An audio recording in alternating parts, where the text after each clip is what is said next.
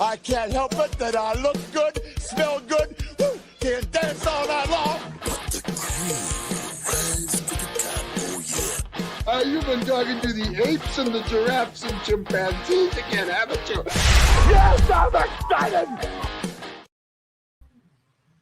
All right. Good evening, everybody, and welcome to another exciting episode of Fast Freddie Rocks Youngstown, coming to you live and direct from the state-of-the-art Youngstown Studios in beautiful downtown Youngstown, Ohio. And we got a big show coming up here tonight. I got finally some decent guests here. Some folks want to come out in the cold and hang out with me for a change. First off, we got Rick Henninger and national walleye champ Sammy Capelli. We're going to talk about the big outdoor show coming up this week at the Canfield Fairgrounds. Plus, on top of that, we're going to give you some tips and let you know what's hot right now. I know a lot of people are talking about ice fishing. We'll get into that. But of course, you know, with Rick here, we got to talk about the bargains at the show. Right. You know, if all this other stuff is secondary. Mm-hmm. You know, the only thing that matters right now is Rick's show. Right. Well, I've learned that over the years. I'm going to tell you right off the bat, you're going to see the finest boat you're ever going to see in your life that you've ever seen. You're going to see that it's going to get broke out this weekend, the Bandit. And how are boat prices now? They're coming down a little bit, aren't they?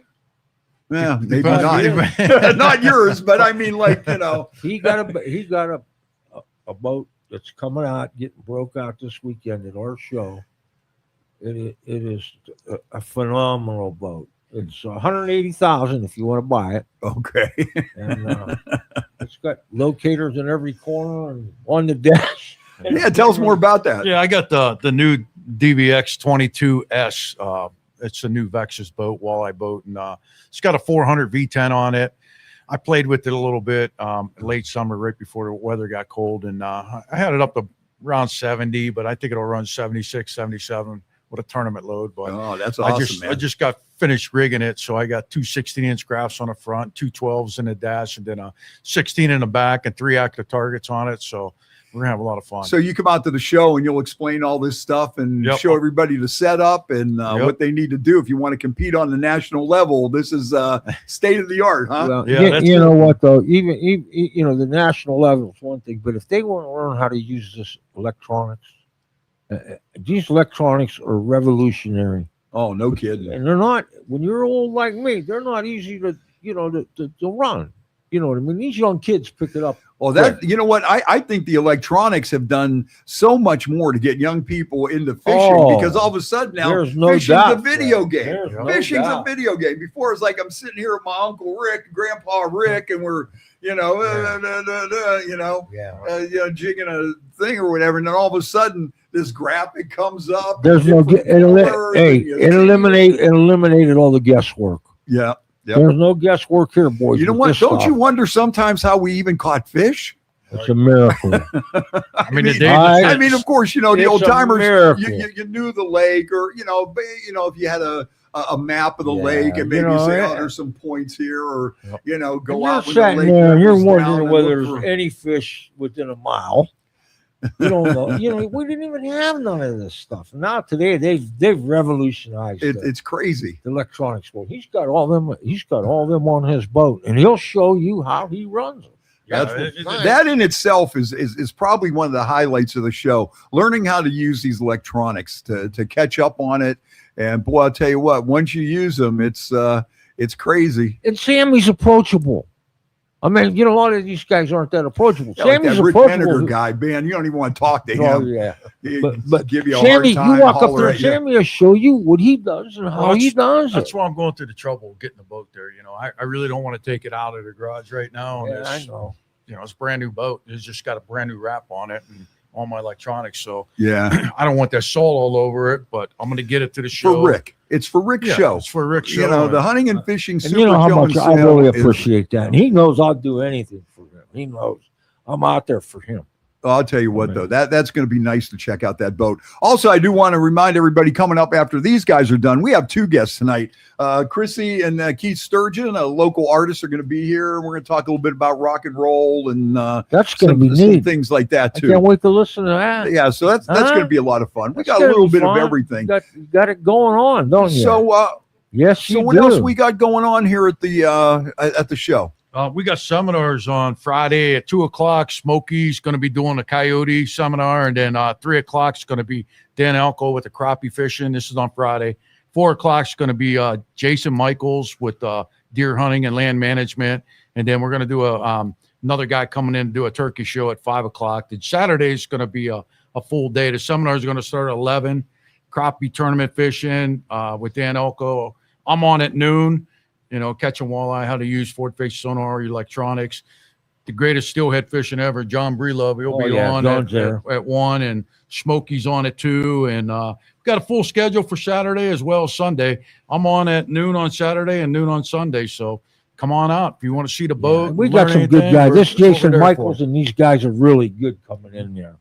I mean, he's a great land manager, but he's a great deer hunter. This guy spends thousands of hours every year. I mean, hundreds of hours every year in a deer stand. He's like Sammy. Yeah, Sammy's another one there. You know what? National walleye champ and a pretty good deer hunter too. How did you do? Rhonda's better. Rhonda's really good. He got to admit she got a good guide. That's right. That's what it takes. But Rhonda's a good shot. She makes her shots count. She stays so calm. Me, I get buck fever when she's about to shoot. But we didn't have any real good ones coming in this year, and we just do it just to be in the woods. We had a lot of them coming in, but we didn't. I didn't either. We didn't have any real big ones coming. I mean, I had 140, 150 inches, but we're after. But it's crazy because you would figure with all the deer, I don't think I've ever seen this many deer. I never have. In all my life, I've never seen this many deer. And turkeys, huh? Oh, geez. You see turkeys in the craziest places back now. Yeah, they're coming back big time. Big time. But the deer hunting was so good. I mean, it was so much fun because you seen deer every time out. Right. And it was a great good year. Deer hunting. But there's a lot of things going on at this show. There's going to be some great deer hunters there, some great turkey hunters there. There's a lot of new equipment to check out and see. Are you you're going to have the buck score there too? The how big buck score? The whole weekend. People have been asking about that. The whole weekend they're going to be there scoring bucks. And you know what's another thing I like about this show too is we have all the conservation clubs, all the outdoor clubs, and every one of these guys has some kind of a great raffle. Right. They'll end up being like 5, 6, 7, maybe 10 gun raffles kind of up good there. Stuff given away. And so it's really just about make sure you bring some cash, right? Because if you're like me, I just carry that debit card with me. And I don't think about bringing money. Mm-hmm. I go out to these places, they have a 50-50 going or a basket raffle. I buy all kind of tickets in that. I'm like, they think I'm being a cheapskate, but I'm not. So bring some cash money. Make sure you have some cash money. It'll make it a lot easier for these guys. Show. Oh, it always is. It always is. And it's at the Canfield Fairgrounds Expo Center, which is a really nice facility, man. Great parking right up close. Yes. I mean, no walking all over the place. Right. It's going to be a good day. It's going to be a good day. So I think one of the things that everybody is talking about right now in the outdoor is ice fishing. Where's their ice? How thick is it? Where can you go? Where do you park? Why don't you give us a little We've got rundown. Ice everywhere. Okay, and most ice that we do have, believe it or not, it's around 8 to 10 inches on most lakes. But remember, there's no such thing as safe ice. Exactly. You got to check it out. You got to check it out. You got to do some research. You got to talk to some guys that's out fishing or been out fishing. The first thing you got to do is take care of yourself. Make sure you measure and check the ice. Fishing's been good.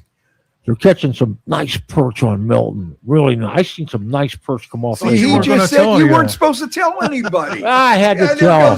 There goes the whole secret. See, that's why, there are some guys that, take you fishing. That's why, there are guys that I know, I know people personally. I'm not going to mention any names or anything. Well, they get some nice perch. Rick will go, where are they biting at? I'm not going to tell anybody. I just got to know.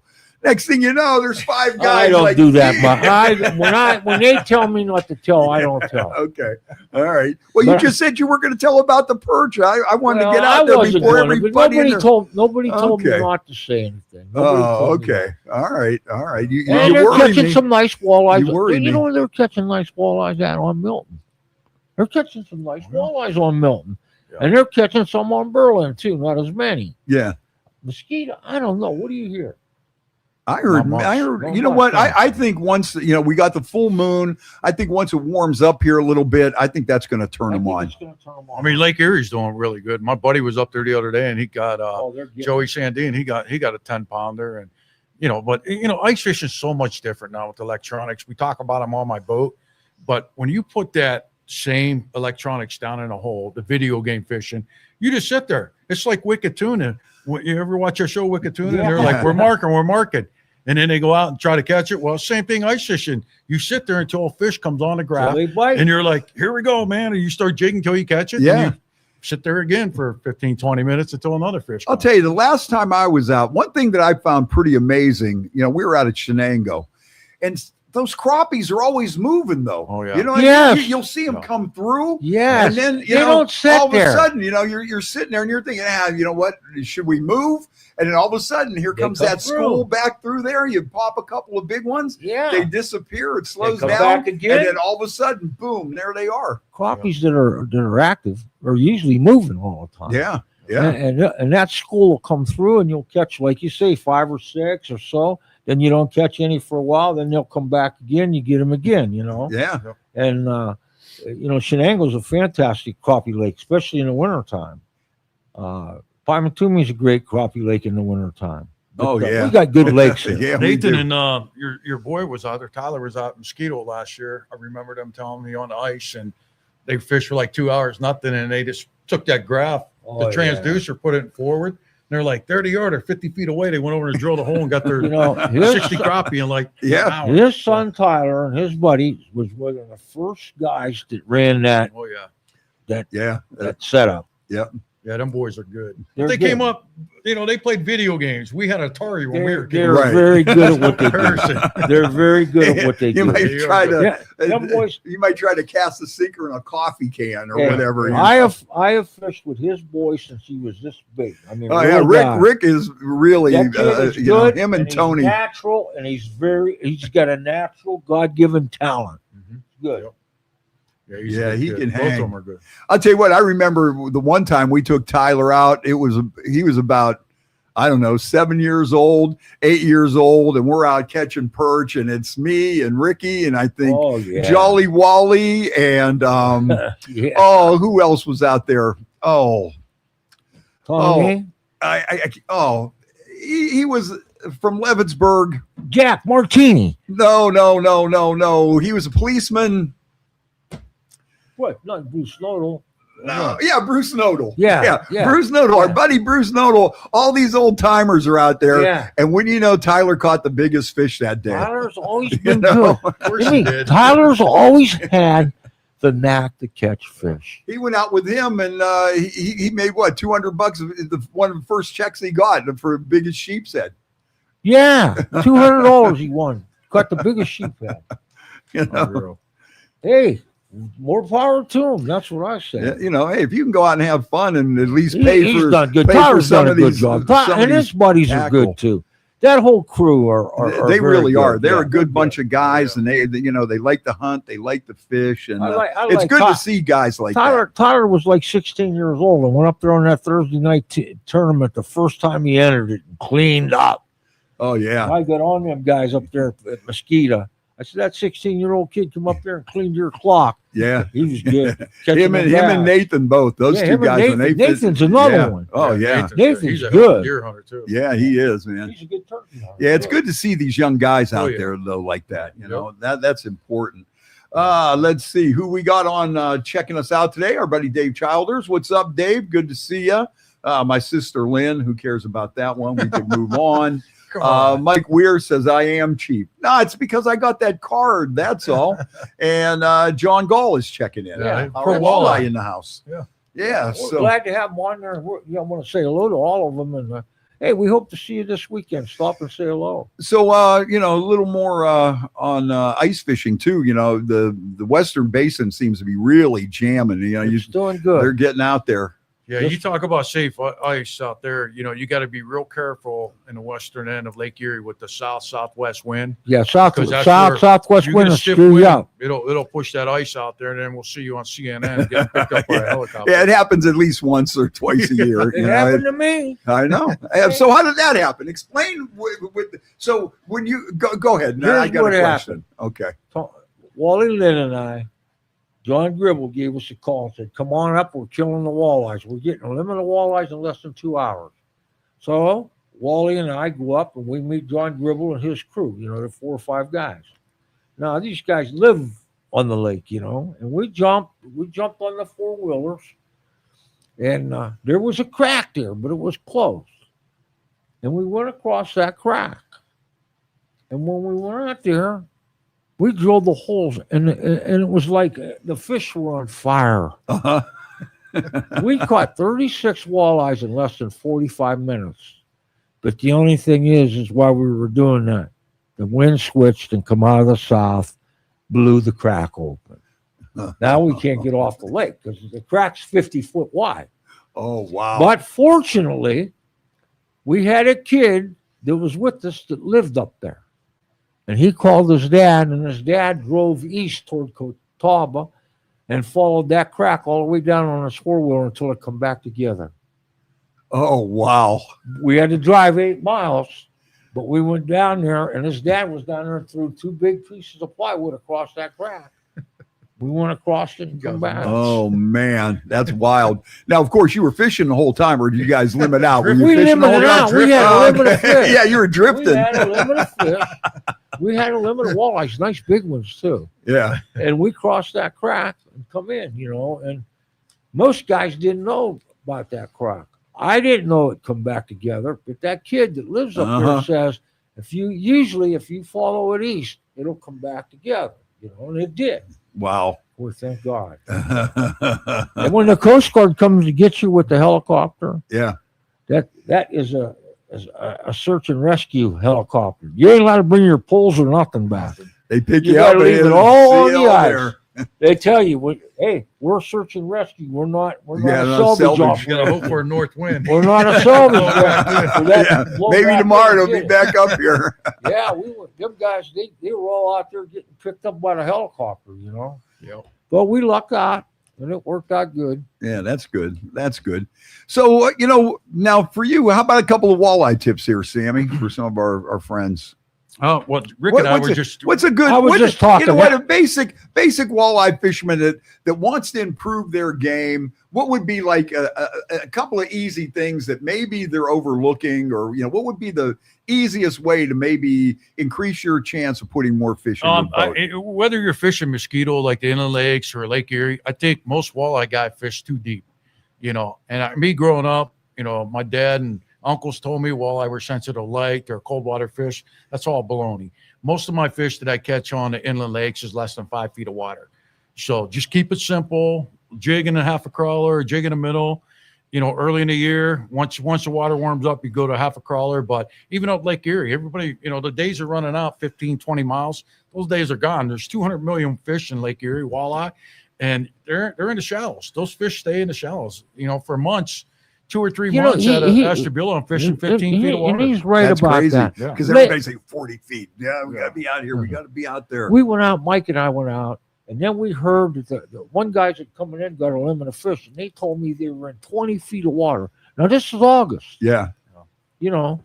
You learn so much. We talk about the electronics for catching fish, but you learn so much about fishing with the electronics because it's video game fishing, like you said, and you can see the fish swimming. And I mean, and most of my big fish are, believe it or not, 5 feet below the surface. All my big fish are that high. Yeah, they're high. And instead of being down low, they're always suspended. Believe, but that's true. It is true. We went They're out in 5 there. feet of water suspended. Yeah, so if you're in 20 feet of water, even 70 feet of water, yeah. They're 5 to 10 feet down. Now, I fish the top 10 feet of the water column all the time. That's because the bait fish get drove up there shallow. Yeah. You see all schools and minnows coming through, big fish. He's right. He's right. Me and Mike went out that day, and we went out to where that guy told us to go, and we were in 26 feet of water, and we caught a limit of walleyes in August. Yeah. Now, What how do have we you know? seen the walleye fishing change over the years, Rick? I mean, it's Well, crazy now. When I right? started fishing up there, I was a junior in high school, and I used to work the docks up there for Danny Galbencio at Mosquito Lake. Yep. And I The went out with inventor him. of the Erie Yeah, Deary. and, and I went out with him, and I So, learned a did lot you of still stuff. use an Erie Deary, Sammy? I mean, Yes. Do you nowadays really? with Yeah. the Ford fish sonar, with the fish suspended, Uh-huh. that's probably the They're best bait to lethal. throw. How about that? It's Oh, a They're lethal. classic. They still catch them. I'll tell you what. You know what used to really work good for me was those Deary Twin Drifter. Boy, that was that was deadly. the original Shannon twin spinner, but it was actually the Deary twin. Yeah, I throw yeah. all slip bobbers. Oh, I'm out there in yeah. 130 feet of water, I'm throwing a slip bobber. And I've 20 been feet to of water, slip throwing a bobber. slip bobber. How long have I been fishing with slip bobbers? Oh yeah, forever. Forever. Yeah. And so getting back to the walleye, so you're out there with Captain Dan Galbencio, who probably, I mean, would you say he was probably like one of the guys responsible for putting, the Western Basin on the map Yes, for walleye? he developed the first weight forward spinner bait. And the reason that was so good is because you could control the depth on it. And when them walleyes would be 15 feet down, if you counted 15 seconds, that lure was pretty much into that strike zone. So you could control your lure good. And that's what made it so fish catchable, you know? Right. You could control your bait. And this went on for a long, long time. And like Danny once said, that the suspended walleye wasn't invented yet. What he meant was it wasn't discovered. And we still, to this day, do not know who discovered the suspended walleye. Uh-huh. We don't know who did. Somebody did, but we don't know who it was. A lot of guys claim that they did. Yeah. But they didn't. Yeah. The guy was- who won the most money discovered it. Yeah. Well, Easy I mean, way to back- tell. I'm Easy way to tell I'm that. talking about back Oh, yeah. in the day. Yeah, no, I remember. You know, I mean, back early in the morning, Western Indy being 30 Yeah. feet of water, you cast and count one. One counts a you catch. didn't even count. You just started reeling. Take that's the how crank hot it and was. jerk. Yep. Take the crank and jerk. Set Yep. the hook. Yep. But we were before you started the show, Freddie. Yeah. We were talking about ice fishing. He asked me the question, why is the fishing always better in the spring after we have a good ice? And I love when we have a good ice for like 5-6 weeks because it kills a lot of the bait fish. There's less competition in the spring, so You could catch fish them. are hungry. They're hungry. Ah. Easier to catch, and it's I the asked truth. I keep a record. You know I do. Yeah. I keep Right. record. And anytime we had a winter like this, and we haven't had winters like this a lot. Every 4 or 5 years we get a winter like this. And the fishing's always good in the spring. So I asked him. He told me, because the bait fish gets killed off. They don't have nothing to eat. I So mean, you they're draw a hole easier in to ice and you catch. see all the big fish in the ice dead. Yeah. Yeah. Chop them up. Yeah. Yeah, they're all that's Yeah.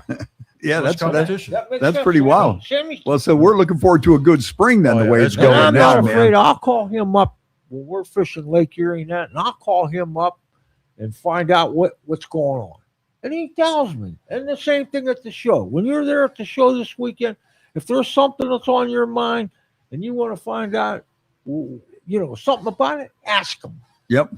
He'll tell you. That's what we're there for, man. And Yeah. you know what, and just beyond like you guys too, just the socializing with this guy or that guy, and all of a sudden this guy's talking about, man, this place is on fire, or this place, just hanging out with the people Yeah. that are I usually got an there, and you Amish pick guy. up a few things. I got an Amish guy that reads our publication. He's a big fan of the Fishing Field Report.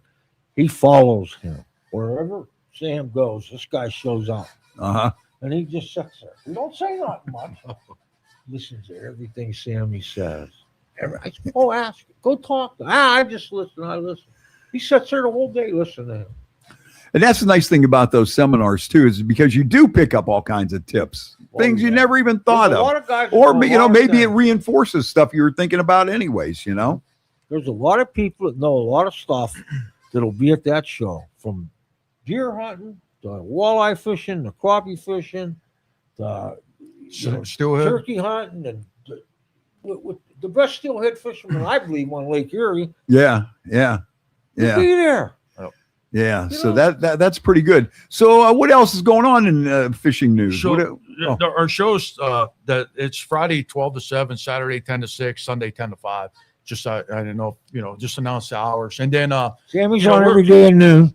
we're on on Facebook too, under Pro Walleye. That John Go and I have Uh-huh. that site. We got almost 60,000 followers. Oh on that. wow! But That's really you know, good. if anybody listening, please join our site, Pro Walleye. Oh, definitely. And, Oh, well, you got the shirt on. Yeah. I think I got one of those shirts. Do you? I should have I was worn going it. to ask you what You know size what? you wear. Yeah, you know Going to what? have John bring you one.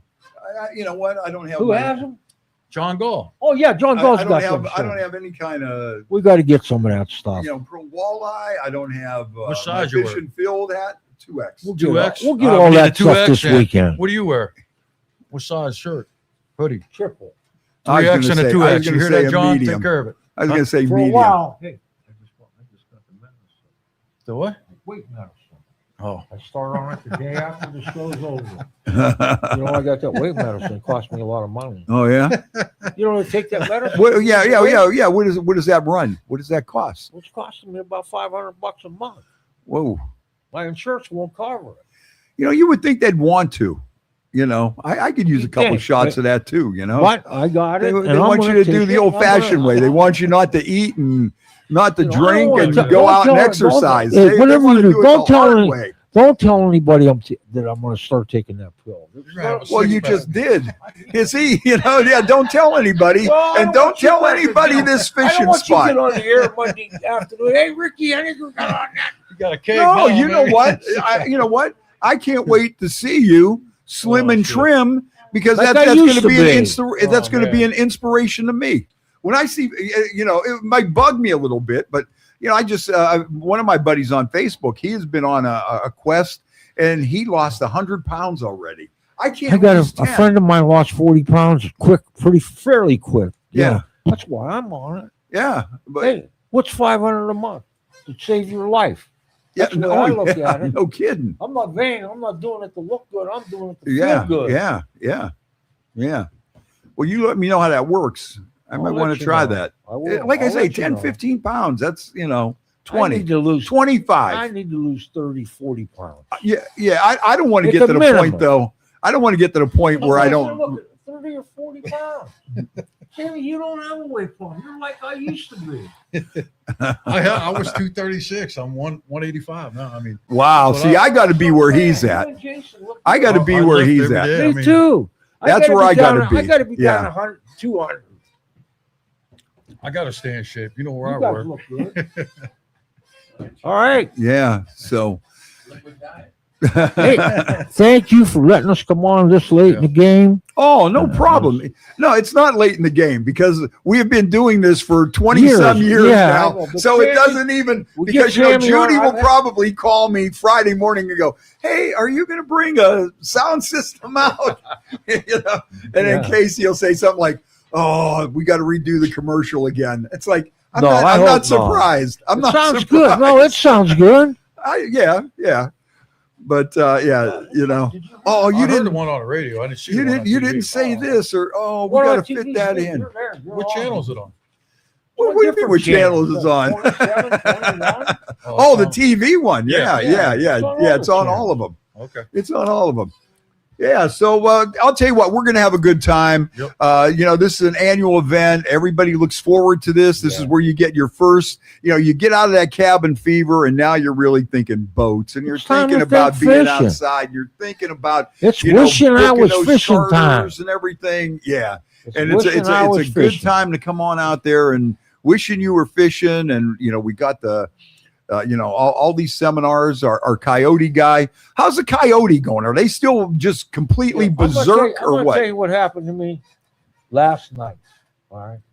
I've been putting this deer feed out in my front yard. And I get anywhere from 3 to 4 to 12 deer come in there at nighttime and eat this deer food. Well, last night I got up at 3 o'clock to go to the bathroom. And I walked through the living room and I looked out the big picture window in the front, and there's 3 deer out there. And they're eating that stuff I put out. Well, they keep seeing me, and when they see you in the house, they don't take off and run. They just get a little skittish, and they walked out to the road. Well, when they went out to the road, something spooked them, made them real nervous. Where they took off down the middle of the road, went over by the neighbors. Yeah. I wondered what scared them, so I stood there for a minute. And guess what? Walked up the road. Coyote. Oh man. Spooked them 3 deer. They're bad. So they're still as bad as they've ever Oh. been. Yeah, We you got to just watch your many pets right coyotes, now if not because more there's than we ever did. this is the time of year they breed. Oh yeah. And, their number one prey is dogs and cats. Well, you know what? That's what I heard at one of the seminars. At one of the seminars, they were talking about it. It happened up in Erie, and these guys were working on cleaning out some storm drains and stuff. And they found a den in there, and they found like 50, 60 collars, bones and fur and a bunch of collars all in this. All dog collars. Yeah, that's right. But you know what's even worse than that is the bobcats. The bobcats are like down south. I mean, we got them down where we hunt and stuff. You have a cat or a dog? But down south, I mean, they see bobcats every day. They're gonna have to open the season here shortly. Yeah. Them things are big, man. They're vicious. What's a bobcat? Oh man! Oh, I'll tell you what. The one of the last times I was out fishing on the causeway out at Mosquito, there were some of these good old boys out there, and they were talking about their coon dog got into it with a bobcat. To hear them guys tell that story, the bobcat will tear him up. It was like, man. Smokey. He said they didn't see the dog for 2 days. He said once that dog took off, he didn't come back for 2 days. Smokey, you be at the show this weekend. Yeah, Smokey got a bobcat in one of his coyote traps. So he goes and he's going to get this bobcat out of this coyote trap. He got a hold of it pretty good by the back of the neck, but it twisted and bit through his thumbnail. Really? Oh man! He went like this. And then the bobcat ain't letting go. He went like this to shake it off. He had stitches. You should have seen the stitches he had. Oh man! He had stitches up his arm. But it is crazy, and especially around Youngstown. Even downtown, you see deer. You see deer and stuff in places in Youngstown. That you never had before. And then, but when you look at it, think about all the. Think about all the habitat now, just from you go to somebody's streets, you might not have been down in Youngstown, like on the south side in certain places.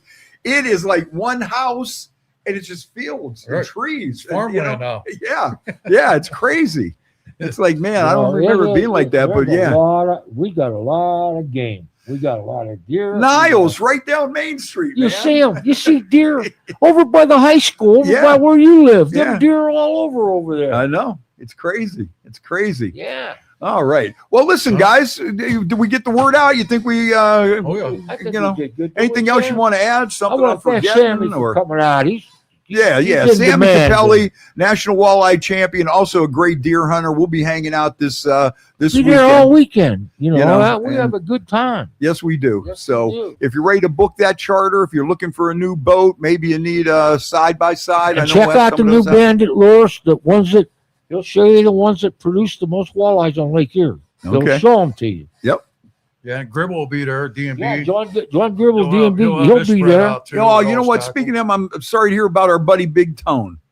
Oh man! One of their captains passed away this past year, in the middle of the night, and just a very likable guy, a great guy. We've all fished with him for. I was fishing with him less than a month before he died. I was with him less than a month. Good guy too. He will be missed. He will be missed. But yeah, man, we got all the top guys on Lake Erie, and you still have the guy from Niagara Falls. Oh yeah, Frank Campbell. Yeah. Tell us a little bit about that, because this is something that I'm sure some people want to get in on too. Let me tell you, Frank Campbell's there, comes the whole weekend, and he is the director of the Niagara County Tourist Bureau.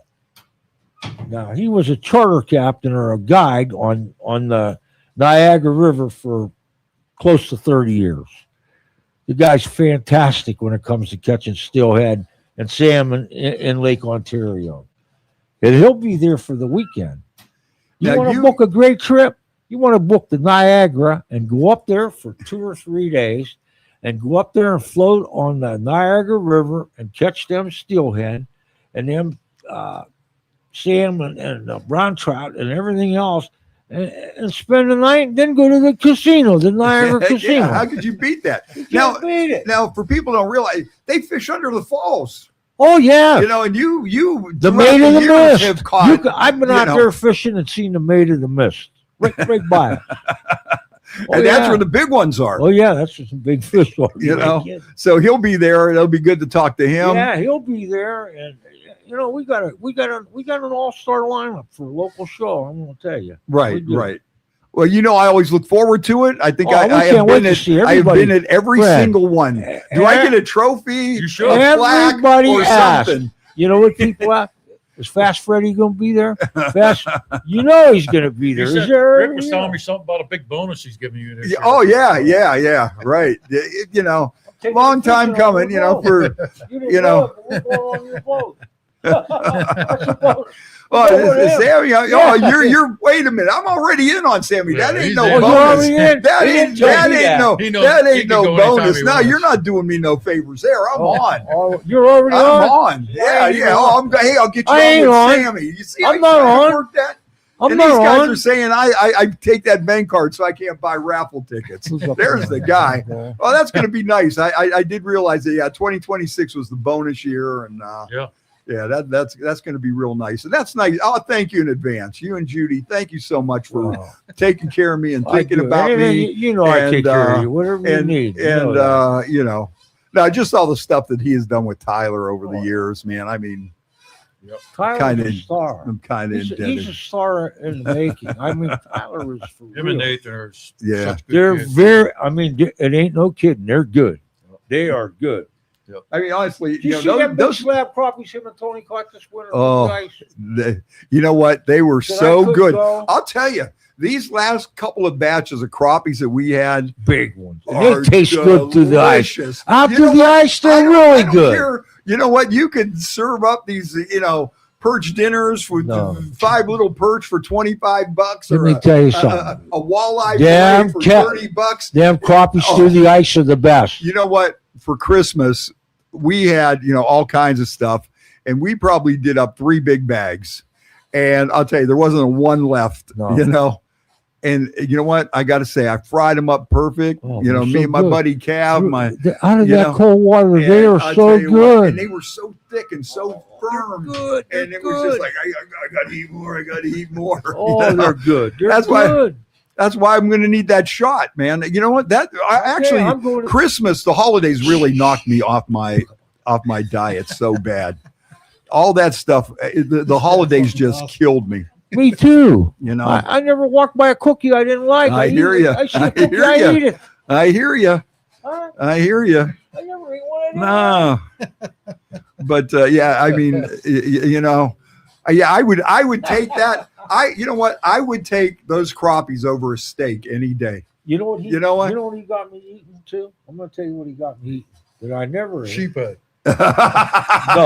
Carp, He got me eating. He got me eating them pierogies. pierogies, fried Oh. pierogies with Oh. fish. Oh, That's a perfect yeah. meal. They are great. Holy Fry Trinity. them pierogies and fry them Holy all. Trinity Ukrainian Oh, Catholic yes, Church they're- every Thursday. Every Order them in the Thursday, morning. Go get them. You got to And order you pick them. them up at noon, but you got to do it fast because we sell out every week. They You ever go fish, fast. Every Fine Lake for week. crappie? No, Oh my gosh. Me and Joe Thomas, when he was playing for the Browns with there, yeah, caught 160 one day in like 6 hours. We man. probably didn't have 10 crappie under 12 inches. We had 8 over 16 inches that he mounted. We had a 17, Really? 17 and a quarter. And Al Leitner was there and caught a 19 and a half that day and let it go. Wow. But Billy Gaffney, you know Billy Gaffney, Yes. he owns No Run. He just bought a house out there on Pine Lake. He got a pontoon boat. I wanna Yeah. go find So out. we're going to be I want to go find. Don't you leave me behind. I will. Hey, Rick, when you hit me up with that bonus, I might hook you up with Sammy to get you out on Pine he Lake, might give you maybe. Billy Gaffney. Yeah. number. Yeah, we might put you in the loop here, man. Oh, you guys are driving me nuts. Well, listen, guys, thanks I for come in here stopping happy and by. I leave the press. And for me, it was the opposite. Yeah. Hey, he leaves depressed every show. No, I leave relieved. It's like, Oh, I like Hey, coming here. You having the pickle people back? Yes, they'll be there. You know what? They bought extra space too. That is the highlight of the show. These That's people. I never thought that guy would sell one pickle. He sold more pickles than anything in the show. I know they have all kinds. They're dill This guy pickles, comes and but he's got pickles. He Yeah. sells them. At the show. in big 5-gallon plastic in 5-gallon They are plastic good. buckets. He sells out You know what? every year. I'll He tell you sells what. out. If buys you know them what, even if you're not a fisherman, if you like pickles, it's worth coming out here to buy some of those pickles. Everybody stuffs the pickle tank. And they have they have like Old Bay and Hot and just all kinds of crazy. All different kinds, and they're really good. And they're sliced. They're they're sliced. I tell you though, they did a hell of a nice job out there at that fairground. So with that new building and the bathrooms, and that's going to be double within the next 5 years. It's going to be double. They did a hell of a job out there. That place is beautiful, man. Trey Schneider had a lot to do with that out there. Yeah. All right. Well, listen, guys, thanks for stopping by. Rick Henninger, Fish and Field Report, National Walleye Champ, Sammy Capelli. Oh, give the times and everything one more time, okay. Sammy. You seem to got that. You had that down. Should be on the center here. Yeah. But it's always a good time. I always look forward to it. And, you'll see me out there hanging out with these guys all weekend long. So Friday, it's 12 to 7, Saturday, 10 to 6, Sunday, 10 to 5, and seminars all day. Saturday and Sunday's a big day. I'll be on at noon both days. Sounds good. Sammy Capelli, Rick Henninger, thanks for stopping by, and we'll see you this weekend, man. Nice meeting you guys. All right. And you know what? Hey, Rick, I got some pool. Maybe I'll get you on the boat with Sammy Capelli. That would be nice. You know what?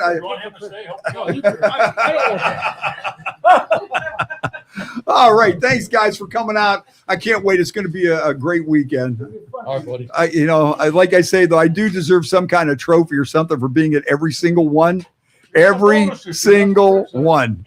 All right. Thanks, guys. All right, man. The show continues on, man. We got Chrissy and we got Keith Sturgeon, artist. Joe, we could use some cups here. Calling Joe for some cups. So anyways, what's up, guys? Crap. Not much. Apple. I have we had apple. We had to bring some Fireball. Yeah, I figured we'd change it up. That's odd that you guys would be drinking Fireball when I see you out there. Yeah, I never had it before. This will be my first. Oh, okay. My first. Hope it doesn't like burn going down or anything. I don't know. I heard it might. Well, there you go. Oh, look at this. I'm ready to crack it open. Oh, all right. Uh-oh. Yeah, so what's been going on? I know you guys are like the rest of us getting ready for motorcycle season. Can't wait to get out always just busy. We got thank you. We'll start off with Pinstripe Palooza April 12th at Youngstown Harley-Davidson, or I'm sorry, April 11th at Youngstown Harley-Davidson. And what that's going to be is we're going to have a bunch of pinstripers there from like 10 to 4.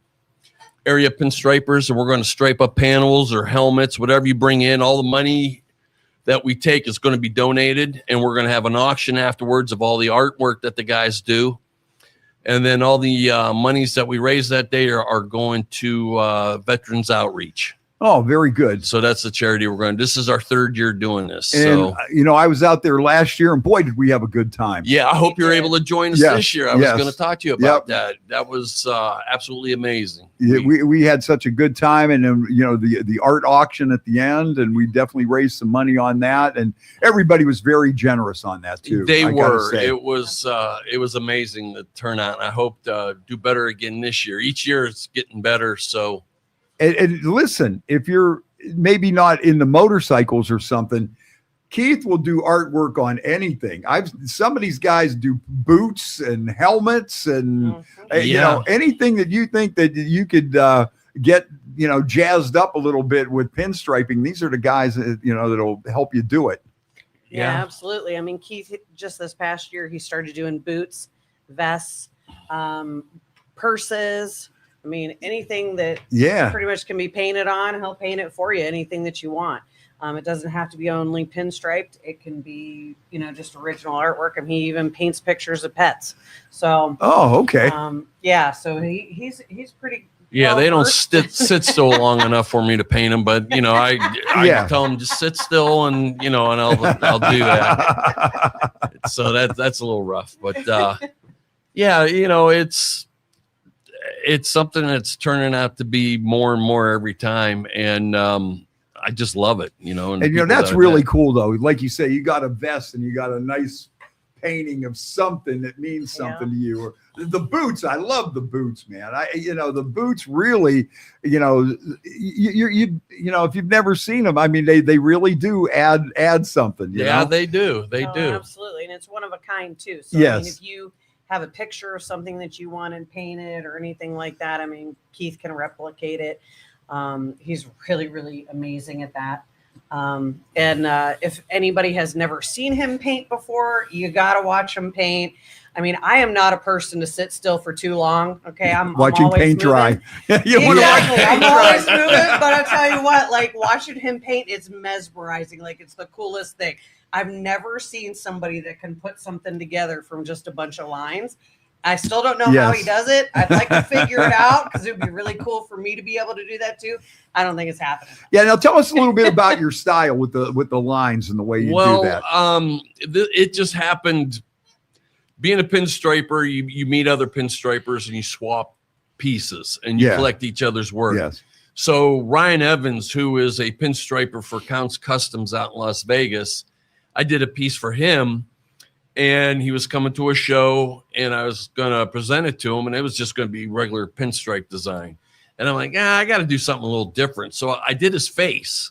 Right, a portrait. His face, a portrait was all just pinstripes. And it was the very first one I ever did, and it was extremely flat. It was nothing, but he thought it was the coolest thing he's seen. His wife went nuts, and he really told me, he says, don't stop doing this. This is really, you're on to something here.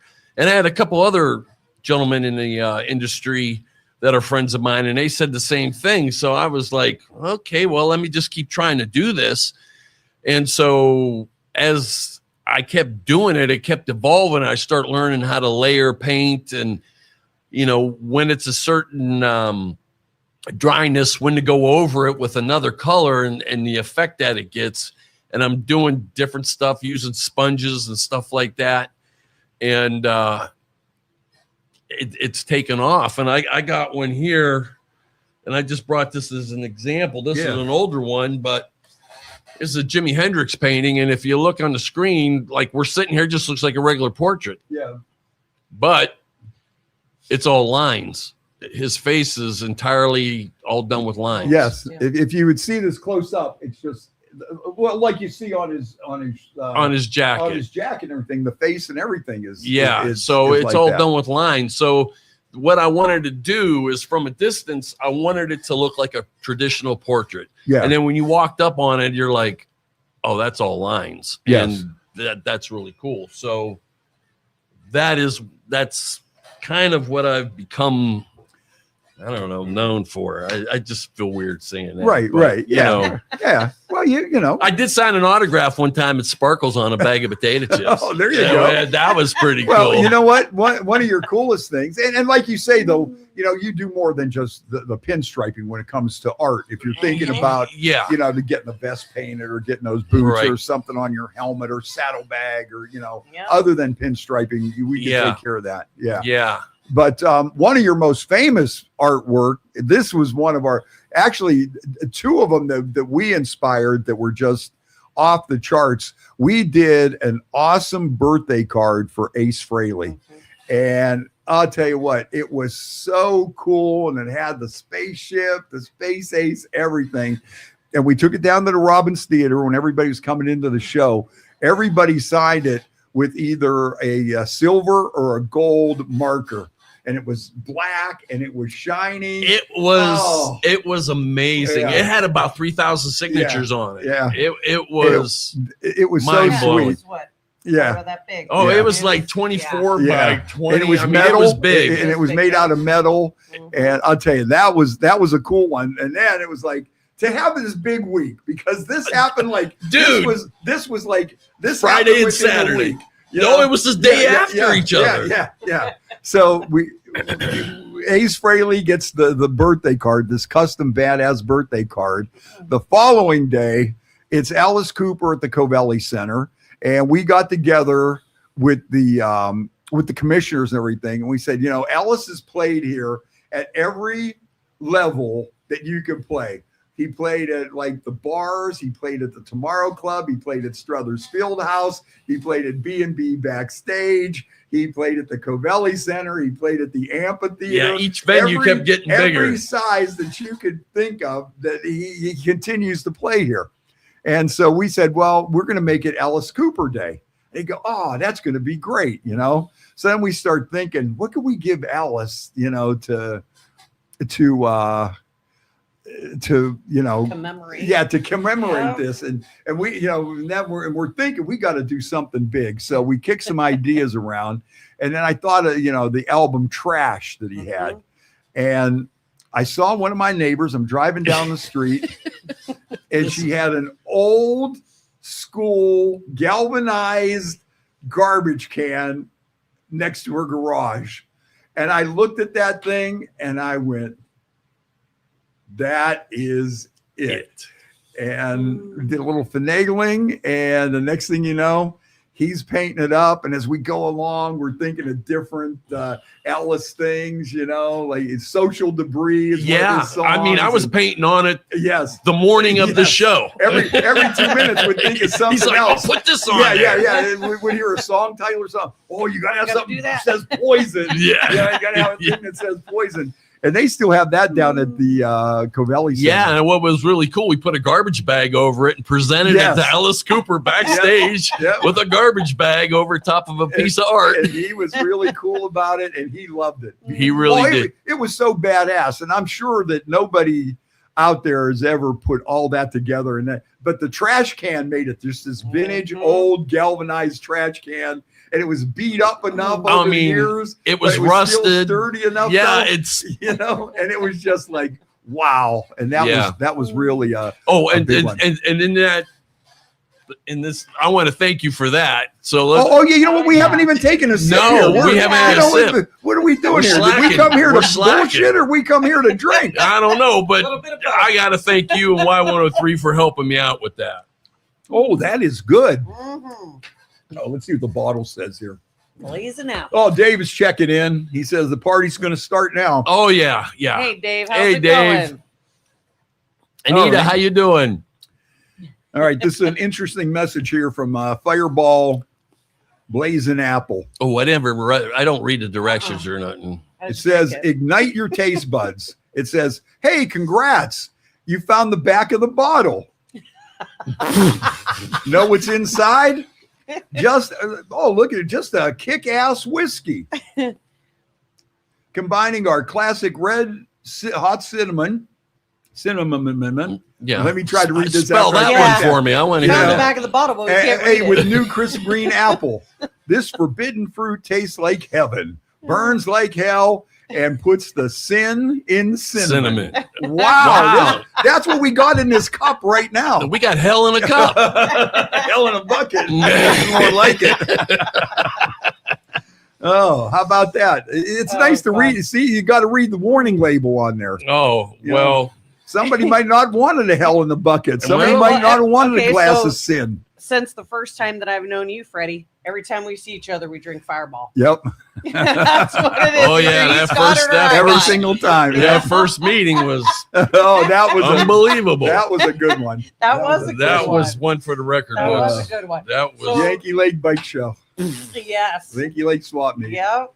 That's right. That was And then after that, it was Samantha Fish. Remember? Weirdly enough, I won the painting from Black 103, which was totally off the wall. Yes.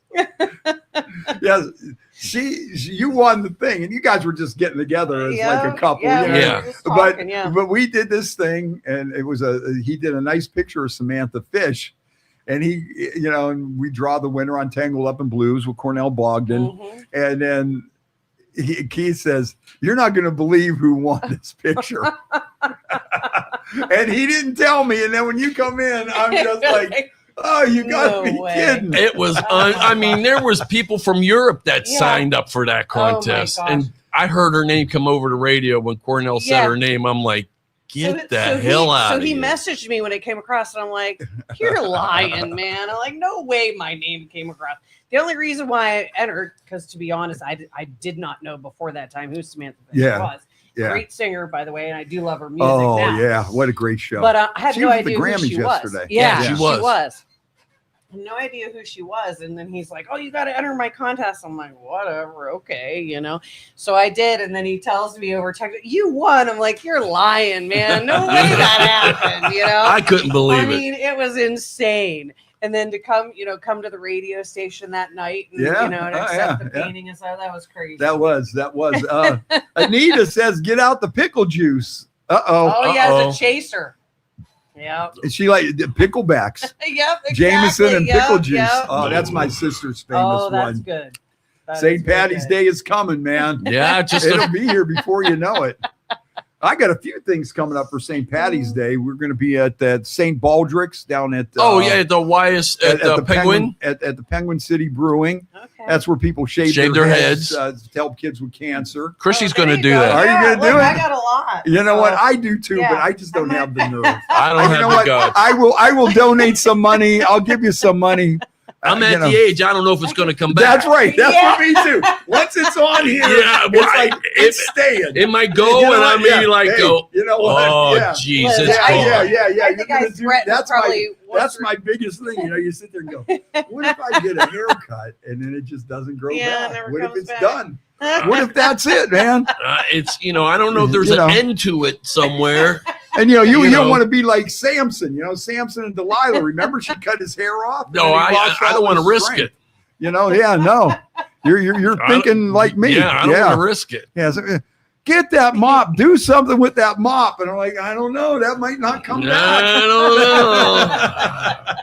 I just can't see me with a comb over. So. You just got to go. My grandpa used to take one strand that he had and just wrap it around like his a head, DQ. Yeah, he just wrapped it around his head. Make a twisty curl on the top. Exactly. A Cinnabon. Oh, man. A man bond. We always told him he looked good, so I don't know. As long as grandma liked it. Yeah. I don't know, though, but that's where you need a family, because usually your family will be the one to tell you, do something with that hair. You look like a homeless bum. Yeah. Are you going to shave that beard? You're going to be like, they're going to mistake you for, I don't know. Hey, at least you'll eat, Right. And when they need a picture of the guy in the mission, like when it comes around Christmas and they have that newspaper ad, I could be the model for that. That's Absolutely. right. Yeah. He's still here and still going strong. And yes, can you help this poor man? All he needs is a bowl of soup and a pair of gloves. Can you do that? And some Fireball. Yes. Oh, speaking of which, on I'm a working serious on a sponsor. on a serious note, as we're talking about, helping the homeless, CCA is, giving space for people that might not be, have someplace warm to stay. And they're also collecting hats and gloves and mittens and stuff like that. So keep that in mind. They're on Market Street. And if you go to the Y103 Facebook page, we have the information. Yeah, on how you I've can been hearing you. them. So if you could help them out, that'll be good. So we should get all those crocheters out there to start crocheting. Yeah, there we go. All the Bubba. You know what? I wish I still had one of the Afghans that my grandmother crocheted. Mm-hmm. I mean, we had some nice ones. I get, just over the years, I don't know what happened to them, or, Oh yeah. I'll tell you what. If I had like a couple of those, she did this really nice black one that was just. I'm sitting there going, man, I wish I had that right now. And they could just sit there and do that and just sit there talk and cook dinner at the same time. Yes. It's amazing.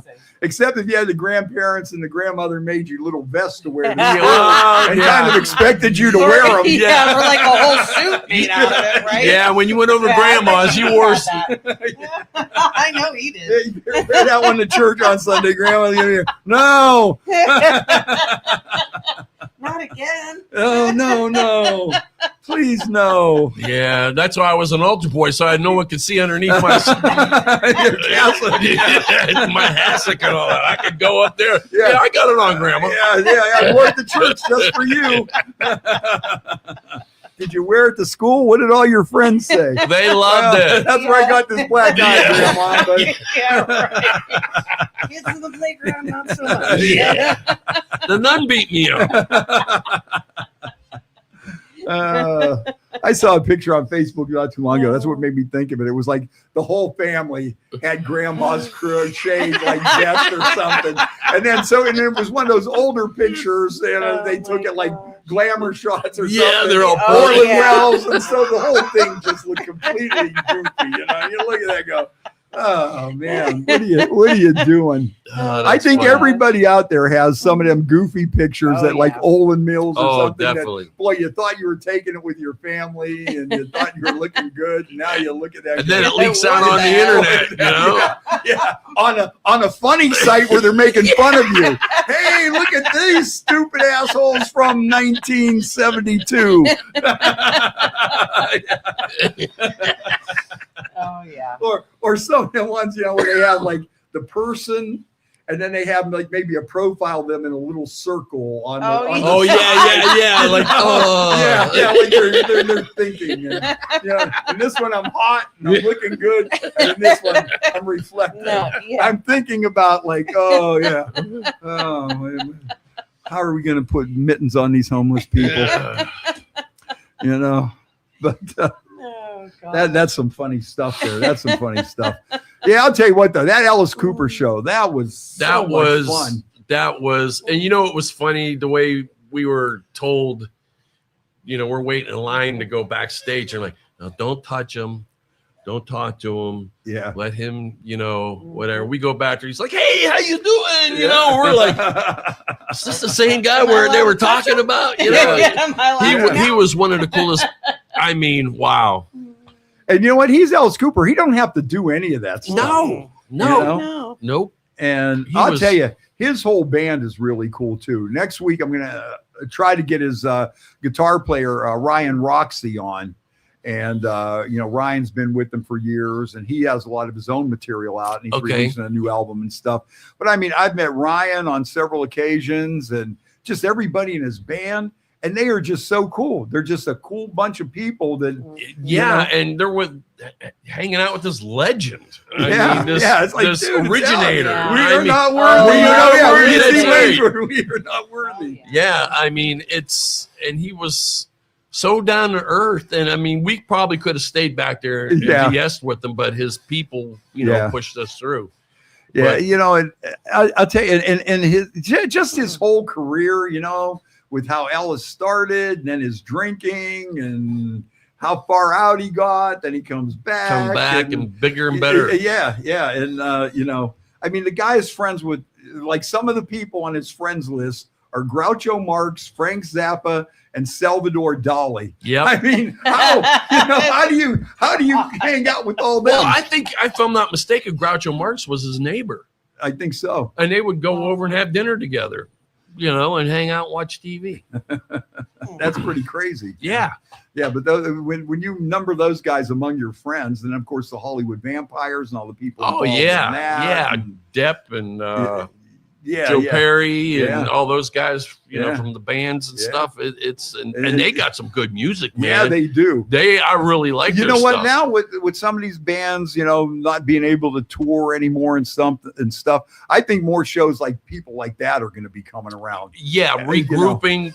The names, because the singers or whatever are in good health and that. Yeah. So almost like the idea of like Ringo Starr's All-Star Band. There you go. Where he gets like 5 or 6 top guys that have a lot of hits. Yeah, they don't all have to do them all, and you don't have to worry. Maybe this guy's voice isn't what it used to be or whatever. So you got 5 or 6 of these guys. They each do 3 of their hit songs, and it's like, oh, okay, yay! Yeah, what a great night, But like the Hollywood Vampires, they would be one. That'd be a good one to get here. That would be awesome. Well, you know what? Also, Steve Gorman from the Black Crowes, who's on Y103. Yeah. He recently formed a band with Darius Rucker. Oh, really? And the bass player, Mike Mills from REM. And, they did a few gigs, and I thought, man, maybe they should do more. That would be one for the Robins. That would be really cool. And they did, they did some Hootie and the Blowfish songs. They did a couple of Black Crow songs. They did a couple of REM songs. And is Gorman getting back with the Black Crows when they go out on tour? No. Okay. Because it's pretty much just the Robinsons now. Okay. Yeah. Okay. Yeah, they're going to be coming to Blossom this summer. Any shows you guys looking forward to? Well, I put my name in for that Metallica show over in England. I don't know when they pulled that name. They already did it? Tomorrow. Oh, tomorrow? Yeah. Okay, I'll make sure I got my phone turned. I'll make sure my phone's I would tuned. love to have won that one. That's that would be Metallica that and Sammy Hagar. I did see Sammy with Van Hagar. Yeah. I did see him, but that would be good to see him. I'll tell you what, I've seen Sammy the last 3 times. I will not miss him. His voice is just as strong as this it always guy's was. almost 80 years old, and Yep. and I love David Lee Roth. Don't get me wrong, but David Lee Roth has no voice left. No. David Lee Roth, it comes off almost like a cartoon character. What he's doing now is almost a Van Halen parody. Yeah, and it's sad, and I wish someone would say something to him because I feel bad for him. And Sammy, though, I'm sure somebody said something. well, you know what? I think Kiss said something to him. Remember, he was supposed to go out with Kiss for early on. Yeah, and I think they told him, said, "Look, man, you're not up to." It's he was a hell of a showman, and I've seen him multiple times. But I love his podcast. Anything he posts, I follow the guy. I love the guy, but it's like, don't sing. Yeah. When he did that country western jump, yes, I thought it was a joke. Yes, I'm sitting there watching it on TV, and I'm like, what is this? Let me tell you, I got a whole story about that. I bet you. Just because you mentioned that, okay? Yeah. I saw that, and he was on Jay Leno, and I was watching that, and I was going, "This is ridiculous." And so and at that same time, he filled in for Howard Stern when Howard Stern moved to satellite. They had him in for 6 months, 7 months. It didn't pan out, and so he had just got off of being canned from the Howard Stern replacement. Then I see him on Jay Leno with the bluegrass thing, and he was wearing coveralls and stuff. And I'm going, oh my God. Then they announced Blue Oyster Cult and David Lee Roth at Cafaro Field, Eastwood Field. And I'm sitting here, I'm thinking, this poor guy is going to be such an embarrassment. Yeah. He went out there and kicked such major ass. It wasn't even funny. Are you serious? I was standing there. You know what? I was standing, not like he is now. Okay. But he still had a little juice in the tank, and he was fantastic. He had the Diamond Dave gold robe on. Yeah. And he was doing the mics and everything and high kicks. And at the last song, the fireworks display just happened to start going off. And it was just and I you know what? And I was like, Diamond Dave is back, man. I was glad because I was sitting there going, this poor guy, I was expecting what he's doing now back then. Right. But he pulled a show out of his ass that was just that show in Leno. I was like, yes, it was right after that. And right after he got canned, I go, this guy's in the toilet, man. This is going to be and Blue Oyster Cult opened. And of course, Blue Oyster Cult's always good. Yeah, oh my God. They were so good when I saw them at, Danny and I, my buddy, we went there and saw him at the Robbins. Oh, that was, and then we're outside in the parking lot and they come walking through and I'm like, hey guys, can I get your picture? Tell them what you were doing when they were walking through. I wasn't doing nothing. Yeah. Oh yeah, he was. I was Good answer. That's why I like you. I was already done. My buddy though, he had to go, so he's standing there.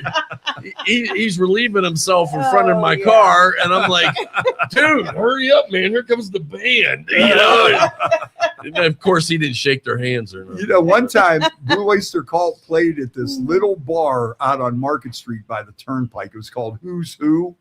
And they could fit I don't know how this came about, but they did Donnie Iris one time, and they did Blue Oyster Cult in practically a bar, and you couldn't fit another person in there. Everybody was on top of everybody, and they just blew that place away. It was like, heck would I don't even know how. I don't know what was out there right by the Turnpike, right? Out there on North Lima. Yeah. And it was called. It was called Who's Who.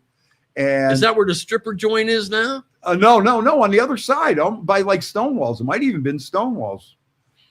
And it was so crazy. Not that I know where there's a stripper. Yeah, I know. I was about to say, not like he knows where the strip joint is. Yeah. So you were told. Not at all. I heard. I know it's there because I tried to avoid my priest told me that. I tried to avoid that and drive around it. That's how I know where it's at. Exactly. I don't want to have to accidentally drive in there or anything.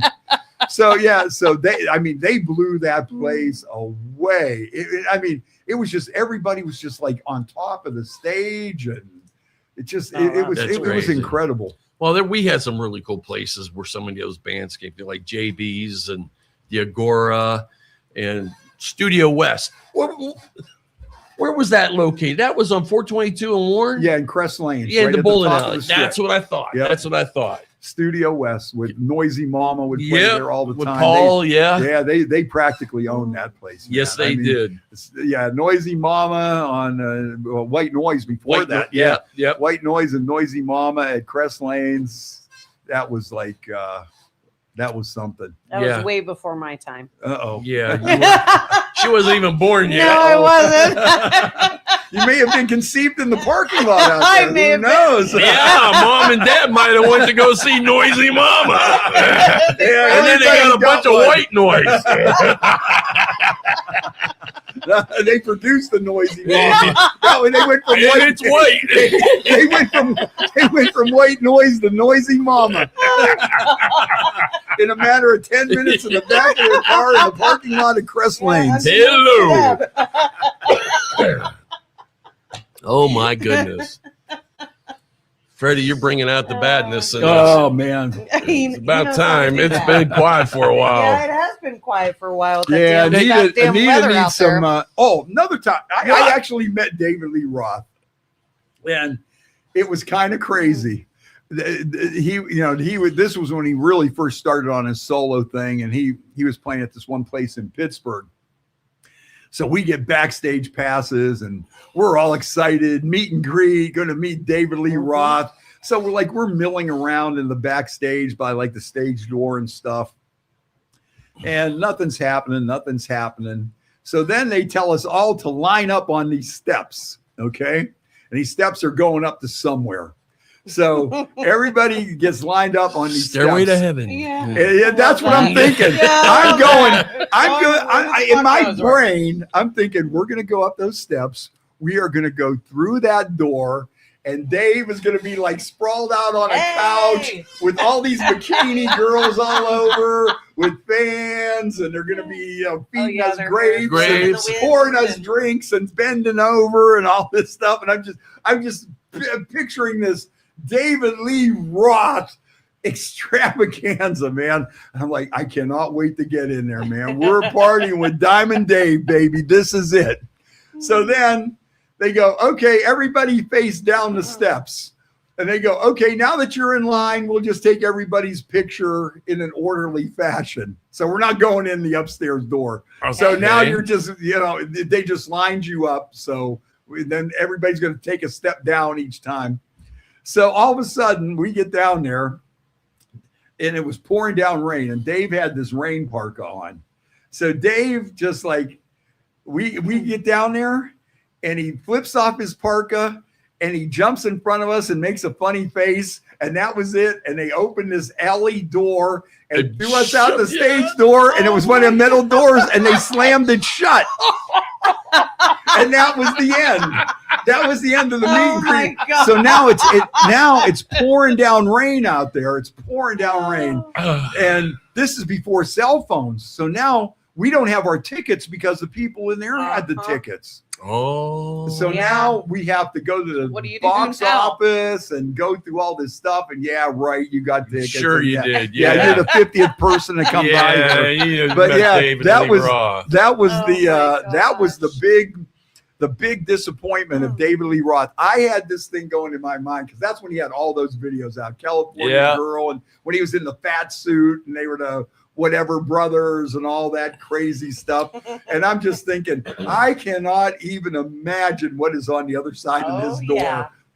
Well, just like living in paradise. That's burning through my veins. Dude, I still got a shirt from Blossom. I went to a concert. Metal Church opened up for Metallica. Oh, man. And I got tickets to see Metallica and a backstage pass to see him. Friend of mine he was a video boom operator. So go backstage after the concert and waited. And it was 2 hours. One guy would come out, 2 hours, another one would come out, 2 hours, another one. 2 hours, another one. So you must have been timing that. Apparently, 'cause it- I did. I had nothing else to do. Yeah, I but don't stand know. there and drink and Yeah, hope you don't right. lose your place in line. Well, I had my concert shirt. They all signed my concert shirt, and I sat down. I'm sitting like this talking to Kurt. Oh, It was wow. so cool. So, time to leave. The sun's coming up. Oh, this is after the show. After the Oh, show. so they're just trickling out like. Oh. Oh, see, I thought I was Oh, wondering. no. Yeah, you had me a little confused there because I was thinking 2 hours, 2 hours. I'm Yeah, what time did you right. get there? Noon. No, Oh, this is after. the After sun the was show, coming man. up. Oh man. So I got a picture of me and Kurt. We're sitting there, and we're like, Yeah. like this. Yeah. So friends of mine, they from another guy. We got tickets to see him in Florida. Got like plane tickets. At the time, it was like $50 to Yeah. fly to Florida. Right. So we go to Florida and we go out to this field house, and all these roadies, they're out there fishing, and there's all these gators and that around. I'm like, well, they might be missing a few techs after the fishing, Put but an we're on all application. the tour buses. We're drinking all the booze and everything. So we go in there, and we're in the snake pit. Oh, you gotta love the snake pit. So man. we're in the snake pit having a good old time. yeah. And then after the concert, we get to meet the guys again. And Kurt comes up to he goes, I remember you, dude. You were really cool. And I'm like, That's me. Yeah. I'm cool. He goes, no, a few weeks ago. Flash and Axel were just telling me the same thing. Yeah, exactly. It was so cool. He actually remembered me. He goes, I remember we were just sitting there BSing. He goes, everybody else is like, and I says, oh, I says, because I was hammered. Yeah. I had nothing to say. I couldn't think of anything. Hey, I had a million questions. You I guys- didn't spit them out. You guys took 8 hours to come out. I had nothing else to do. I was drinking all your beer. But, it was, and I can't find those pictures for the life of me. I'll tell you what, man. Metallica puts on such a great Oh, show. man, they are really good. I mean, they are head and shoulders above the rest. Even people might have got pissed at him with the Black Album and this and that. You know what? I like the Black Album. I do too. And the first I time do I too. saw him was at Akron Rubber Bowl. Oh, okay. Well, with that Monsters of Rock. Yes, sir. Yeah. Yeah. Who was all that? Was that with Van Halen? Van Halen, Scorpions. No, Van Halen, Yeah. Oh, Kingdom Come, Kingdom Come. I remember Dawkins. I remember Kingdom Come because you know what the name of Kingdom Come's album was? In Your Face. Yes, Yeah, I there do. you go. Yeah, Kingdom it was just Come like in a your stone face. thing with the That was. They sold no beer. They sold nothing. There was no cover. They're And down it there- wasn't like 90 degrees that Oh day. my God! There 100 were degrees. fire Yeah, hoses out yeah, there blowing yeah, people over with because Oh, wow. Yeah. it was so hot. Yeah. Yeah, that was a Wow. crazy one. That was an Akron Rubber Bowl But the one in Cleveland that you always mention on all the time, on New Year's Day. no, at Oh, the the World stadium. Series of Rock, 1978, with Scorpions, AC/DC, Thin Lizzy, Journey, Ted Nugent, and Aerosmith. Oh, Yeah. God. all in That one would've day. been- Okay, now here's the story. We're sitting there in the stands, and we see these two guys coming up the stands with a garbage can, and we're like, outside the stadium, Yeah, there are mounds of bottles and cans And- that they and need. This is true what he's going to say because it's not like, nobody's seen it. Yeah, and this wasn't a can or Yeah, a bottle, no. so they got it in. They flipped the seat down in front of us, put the garbage can down, and there was a keg in there. They tapped it and gave us all cups. We drank that whole entire day and stopped 29 times from Cleveland back to Youngstown on the way home. To pee. Oh, yeah, to pee. For sure. It was insane. Well, that's one of my favorite concerts to talk about because everybody has these stories. Okay, first of all, it starts out with Thin Lizzy, it started out with Scorpions. Yep. And this was the Scorpions' first time ever playing in America. Can you imagine that? And he couldn't even speak English. Yes, He you're only knew coming- the lyrics to Yeah, the songs yeah. in English. You're That's coming amazing. from Germany, and they were kind of young at the time. You're coming from Germany to America, and you're in this stadium with 80,000 people, and it's the first time you've ever been on stage in America. And they did a good job. Scorpions Oh. come out, they blow everybody away. Yep. Next Yeah. band up, here comes Thin Lizzy. Thin Lizzy, we lost Phil Lynott Yep. shortly after that. And I Yeah. mean, this was their prime lineup with, Phil Lynott and Boys Are Back in Town and Jailbreak. Yep. I mean, it was all kick-ass. that. Okay, so this is the second band. Now, after that, who comes out next? AC/DC with Bon Scott. And they just blew the place away. And Angus was playing on Bon Scott's shoulders out in the crowd. There's videos of that. You could look that up on Facebook. Oh, yeah. It was. And everybody's going wild. So now, after that, here comes Journey at their peak best sound. When they still had Greg Raleigh was still singing and that classic Journey lineup. And I remember they come out and they just blew that place away. Na, na, na, na, na, na, na, na. Some people might think that's poppy, and when I play it, if you were there at that day, that man, was freaking awesome. Yeah, it was like, no, dude, that song rocks. Yeah. So now Journey comes out at their peak. They're just like they're at. And what's crazy is I saw them down here at the Tomorrow Club. Like not long before that, maybe a year, or somewhere in that, yeah. And they first come out. This is when they first had the Infinity album out, and I remember this. This is like one of those things. I was right in the front row, and the Tomorrow Club was just like a small theater, kind of like the Robins, only it had no seats, and you just pushed your way up to the front. And I'm right in the front of the stage. Once you got there. You stayed. You were stuck. Yeah. You better hope somebody's going to burn one next to you or something. Or give you an empty cup. It was always like, okay, take the, you're going to take the chance. It's like, no, I'm right here and I'm not budging. Neil Sean is playing his guitar like an inch from my nose. He's sweating on me. And he's just there, and the band sounded so perfect. It was just like on the record. And then I went in that, ooh, anytime feeling that way.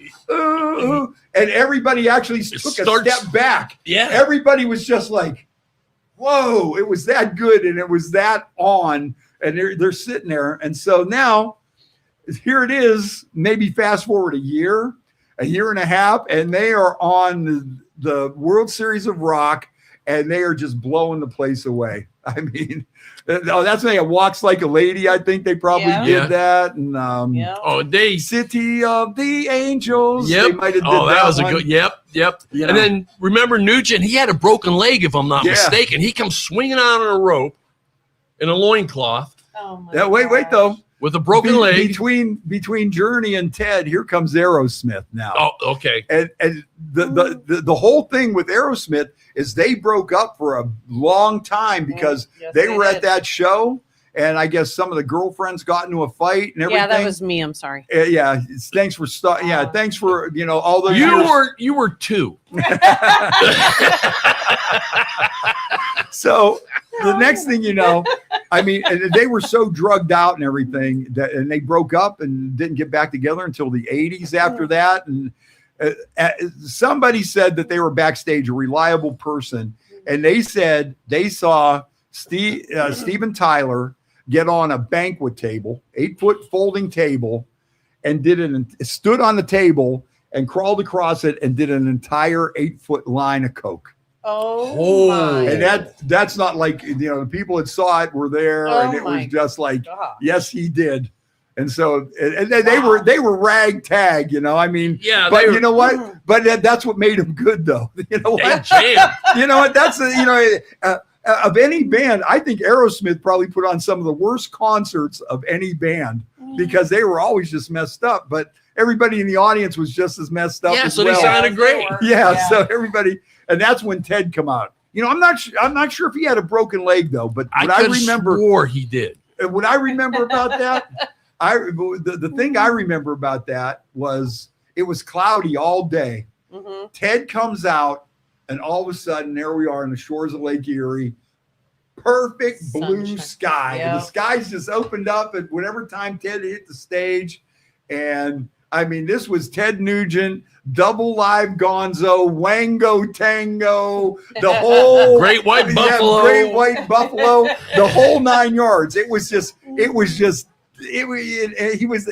was at his peak at that exact moment. And to be there now that day was amazing. And somebody, recently interviewed me about being there, and they said, well, did you have any crazy thing? Oh, Oh, one more funny story. I'll get into mine. Okay. Yeah. You know, You're loud. yeah. Freddie's going to talk tonight. Maybe. Go ahead, Freddie. And so, Paul Scourin from Oh, Noisy yeah. Mama White Yep. Noise. We were Yep. talking about Paul, biggest Aerosmith band in the world. Oh, yeah. He went to that show and he passed out and didn't see Aerosmith. And so, Yeah, that'd be me. I'll have to remember that. you know, yeah, That'd be me. and so this guy, he's asking me questions about everything. He goes, well, he was like, well, do you have some kind of crazy story? Did you drag a keg in? Did you lose your car? And I said, nope. I said, you know what my memory of that show was? How great every band was. That was my main takeaway was, wow, I just witnessed 5 of the best bands of all time at their peak. Mm-hmm. And that's when I walked away from that. I just said I didn't have any crazy things. I didn't get in a fight. I didn't lose my car. We all made it home. And Bon Scott, he passed away not that long after that. February of that year. Yeah. The following year. Yeah. But those are some great memories. But like I say, with I don't think we'll ever see that again. No, I don't think that kind of stuff will ever happen. No, because again. you know what? We went to that concert. Mind you, it was mostly country music and everything, but it was at Ohio State Stadium. It was good. It was a good concert. I mean, it was a good concert, but it was too chilled.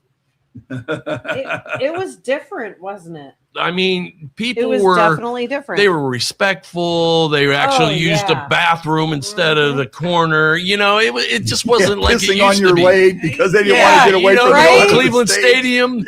Yeah, the troughs or it was so whizzing out the different. window in the men's room. Yeah, I mean, it was really, really different. Like so we were up in the eye bleed section, which is above the nosebleed section. Yeah. We would look down, and I mean, like all the people that were on the floor. I mean, they were all just like, "Yay!" I mean, nobody seats. was getting It's into like, anything. Who? Yeah. When does that happen? Where's the mosh pit? Where's somebody the shooting pit fire? When concerts start going downhill, when they start printing on the ticket, no fireworks allowed. Yeah, I right? can't shoot a firework at the stage. What the hell is this coming to? That's what I gave. What am I going to do with all these Roman candles? You brought them here. You don't want me to have fun? Right? Put your eye out. It was so different. But could you believe that though? They used to actually have to advertise that no fireworks allowed because before when they tried to kick somebody out, they said you never said no fireworks. You never said that. You never said I couldn't piss on your ride. Yeah, what show was that? That was that Jelly Roll? Yeah, that was the Jelly Roll. Yeah, Jelly Roll. But I'll tell you what.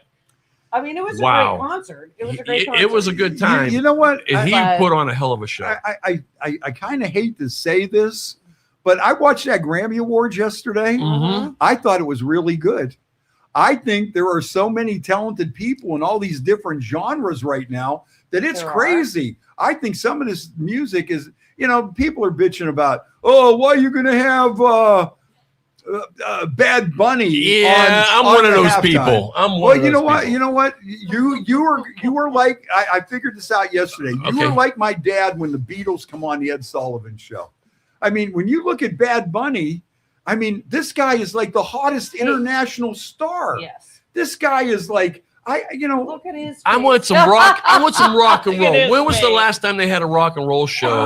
Let's see. They had the Stones on there. Yeah. They had Tom Petty. They had Bruce Springsteen. They had Aerosmith. Yeah. How many? 20 years ago. Here's the problem. We are all old white people. Thank you. That, you know what? Yes, we are. A lot of this stuff has passed us by. They're going for the coolest of the cool. Yeah. Right now, man. I mean, it's not our thing. It's a money thing. It's not us. It's a money thing. I mean, like, I have young kids, and the stuff You they do? listen to, I'm like, what? I was at, I did a memorial service on Saturday and I was playing, a celebration of life. Yeah. And I'm playing this music and some of the young people are going, what is he playing? Yep. And absolutely. it's a two-way street. You know what? It's young, Absolutely. it's vibrant. It's, they do them dances and stuff. This is what the young kids want to see. They're not going after us anymore. No. We're stuck with Metallica, Well, that's okay. no. No. But you know what? Here's the thing. It's all these different flavors. And I'll tell you, I was surprised on how good a lot of them different acts were that I really never paid attention to. Oh, I agree. And all of a sudden I'm sitting there and going, wow, that's pretty good. Oh yeah. You know, for what it is. Bruno Mars. I No, thought I like- Bruno I like that Mars dude. kicked ass, man. I like his You know, music. he had a full band. And I you do know, like Bruno. I think, you know, when you watch it, it gave me a different perspective on top 40 because, you know, I'm still stuck in the thing that everything on top 40 was rap and stuff. But boy, when I start seeing some of these people and what they're doing, like I say, it's not my cup of tea. Yeah. But I'm sitting there and going, boy, that's really good. Well, right, absolutely. I was going to say, it doesn't have to be your Pharrell. cup I of mean, tea, but boy, Pharrell. You see him up there singing. I was kind of like taken aback. I'm like, whoa! Or that one song that won the award for Luther. yeah. I'm sitting there going, boy, that's a good song. Lady Right. Gaga. Oh, I mean, gosh. you know what I mean? And she's good. Yeah. I mean, You know, I do like she some of is the new. good. I do like some of the newer artists, but I cannot sit there and listen to it all Yeah, day. no. You One know or what, though? two But you know what? songs, you know? It's like you go to a restaurant. That's why they got 100 things on the menu. Exactly. And you know what? The one guy, I wish I would have remembered what he said before they got into like record of the year and everything. It's a black guy, and I think he had round glasses on, and he was talking about what music is. And it's like, it was like the guy hit it right on the head. You know, whatever he said, it like kind of blew me away. And I'm sitting there thinking, I hope I could remember this. And I couldn't, but it was like he hit it right on the head. You know, I mean, okay, we got this person, we got that person. You know, they had Reba McEntire out there. Oh, they had I love Cher. Reba. They had Cher out there. You know, and then they did the tribute to Ozzy. Oh, I But- saw that. But what got the most response out of all that stuff there? Ozzy. Ozzy, The Ozzy tribute. Ozzy. But you know, that's the thing. It's our time. You know, we had our day. You know. I'm still having my day. Yeah, we're still having our I'm day. 64 Absolutely. years young, and I just starting, absolutely. man. Yeah. Yeah, let's I'm just see here. starting. Yeah, Anita says the best music 70s and 80s. I would tend to agree with that. And Slash did jam. Oh, and you yeah. know what? And Post Malone was the singer. Oh, he did. Oh, He did a You know good what? job. That's Good. another guy. You know that He's I kind of have like. You know, Wow. I got that feeling like, Yeah. this, you Post know? Malone, but Yeah. then it's like, but him and Jelly Roll are doing a tour that's They are. playing yeah. stadiums. See, you know that would be good. You know? I think. Oh, I mean, yeah. I saw Jelly Roll for the very first time, and I was blown away. And Kevin Yeah. James from King of Queens, Yeah. he came out and was playing guitar He with was. Jelly Roll Oh, Yes, he wow. was. And Where I was don't know, that it at? at the Ohio State Yeah. thing. yeah. The same It was concert, cool as yeah. hell. I'm sitting there looking at the big screen, It and I'm was like, cool. that's Kevin James. I didn't know he played. I thought he was a Yeah. mall cop. You know, it's so funny. So he's sitting there, he's going, he's from King of Queens. Is that what the name of it is? Yeah. Anyway, and I'm like, I never heard of that before. I don't know what that What? is. That's exactly his response. He's like, that's what? kind of bad, though, that you don't know King of Queens. No. If you don't know Arthur, never heard of it. If you don't know Arthur, I can't. I Oh don't know yeah, Arthur Spooner. Oh, the guy was Yeah. he was an But icon. I did know Yeah. Mall If Cop, you don't know though, Arthur so- Spooner, I'm sorry. We Yeah. might not. You know what? I might have to just drink Do the some rest more, of this Freddie. here. You know what? We're up on you a little bit, I Yeah, think. we are a little bit. Yeah, you know what? I looked at that and going, where did that go? We got a Hey, couple cold ones in the car. Somebody has to keep this show in line. Yes, yes. Damn it, It's Joe! just not it's just Where's not some Joe? kind of free for all. You come here and drink a whole bottle of Fireball and just start yelling shit. Yeah, you know. It might be by the end of it, though. Speaking yeah, of yelling, you know, But you get back to this the music thing. I mean, Yeah. there was another show that I watched the last time around too. Oh, it might have been another award show, and I can't think of what it was. But I thought, man, this was good too. You know what? Oh, they had the Tedeschi Trucks band on there. I wonder what that was. I don't know that one. No, it was like an award show or something. Hey, where they- Dave is saying we gone off the rails. He can't even spell the right. I think you Come messed on, up, Dave. What's gone wrong with off you? the rails. Yeah, Yeah. He's joining in though. You can.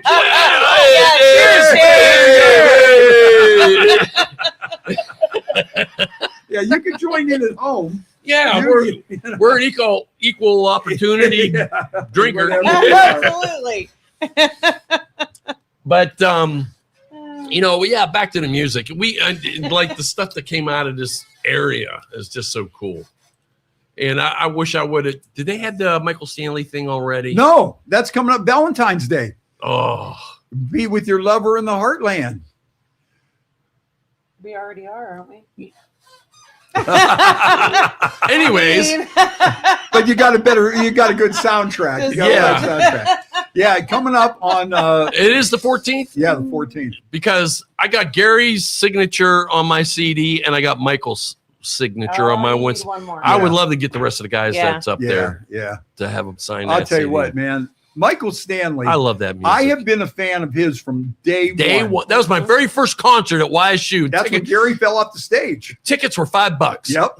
That was an awesome show. Yep. You know, I have seen the Michael Stanley Band in every configuration and every different size hall that you can imagine since 1975. I have been with that guy from every single level. When he played at the Dash Inn, when he had that midlife Chryslers where he would just go out and do bar stuff. Yeah. And he played at the Federal one year. You know, rib burn-offs, tomorrow clubs. And then Donnie Iris was always with them. Yep. Those two would tour together, and it was phenomenal. Donnie Iris, May 16th at the Robbins Theater. That's another one He's coming still up. jamming. How old is he? He's almost 80. And, you know, he went through some cancer. Oh, he did, yeah. And he is coming back stronger than ever. He was just that Jurgles. Yeah. And his drummer is Joe Vitelli Jr., and Joe Vitelli Jr.'s dad jams with them too, and he was Joe Walsh's drummer. Oh, for all really? these years, and his dad was a drummer for Crosby, Stills, and Nash. Whoa. You know, his resume is a mile long, and he has a book out too. That's cool. And of course, him and Joe. You know, we go back even a little further. You know, all these guys used to play in Youngstown. Joe Walsh used to play in Youngstown. Joe Walsh is no stranger to Youngstown. Joe Walsh is no stranger to Youngstown. Where's he from? Kent or Bowling Green? Kent. Okay. Yeah. And he was from Kent. Well, he's originally from Topeka, Kansas. And then his dad was in the military. Oh, okay. And I think his dad got killed in the military, if I'm not mistaken. That's why he's big on veterans causes. Okay. So then I think he moved to Columbus, and then he moved to New Jersey for a while. And then he was thinking about going to Rutgers. And he says, you know what? I'm going to go to Kent State. And once he went to Kent State, that's when things started rolling. Yeah. The James I would gang love to formed. meet that dude. He just seems like he's really cool. You know what? I had a chance to hang out with him, and I got to tell you, off the wall. It was as cool of a person really that you could ever imagine. That's what I thought he would be like. You know what? No, you would not be disappointed. If you ever met Joe Walsh, you know, they say, "Oh, don't meet your heroes." I think that's a bunch of shit. Oh, I do too. I have met more people that were nice people. You know, Dave Grohl. You can't get a better person than Dave Grohl. Well, you know, your heroes. Okay, being a pinstriper, you know, I watch a bunch of car shows and stuff. Yeah. So meeting Ryan Evans, who's the pinstriper for Counting Cars, he gave me his phone number. I got his phone number. Yeah. Dave Kindig, he bought artwork off of me, and I'm a huge fan of his work. And when he bought a painting off me for his daughter, and I gave him a painting that I did of him, and his wife and everybody was giving me all this merch, you know, from their stand, and they're all autographing it and giving it to me, and I was like, "Oh, this is so cool!" Everybody that I met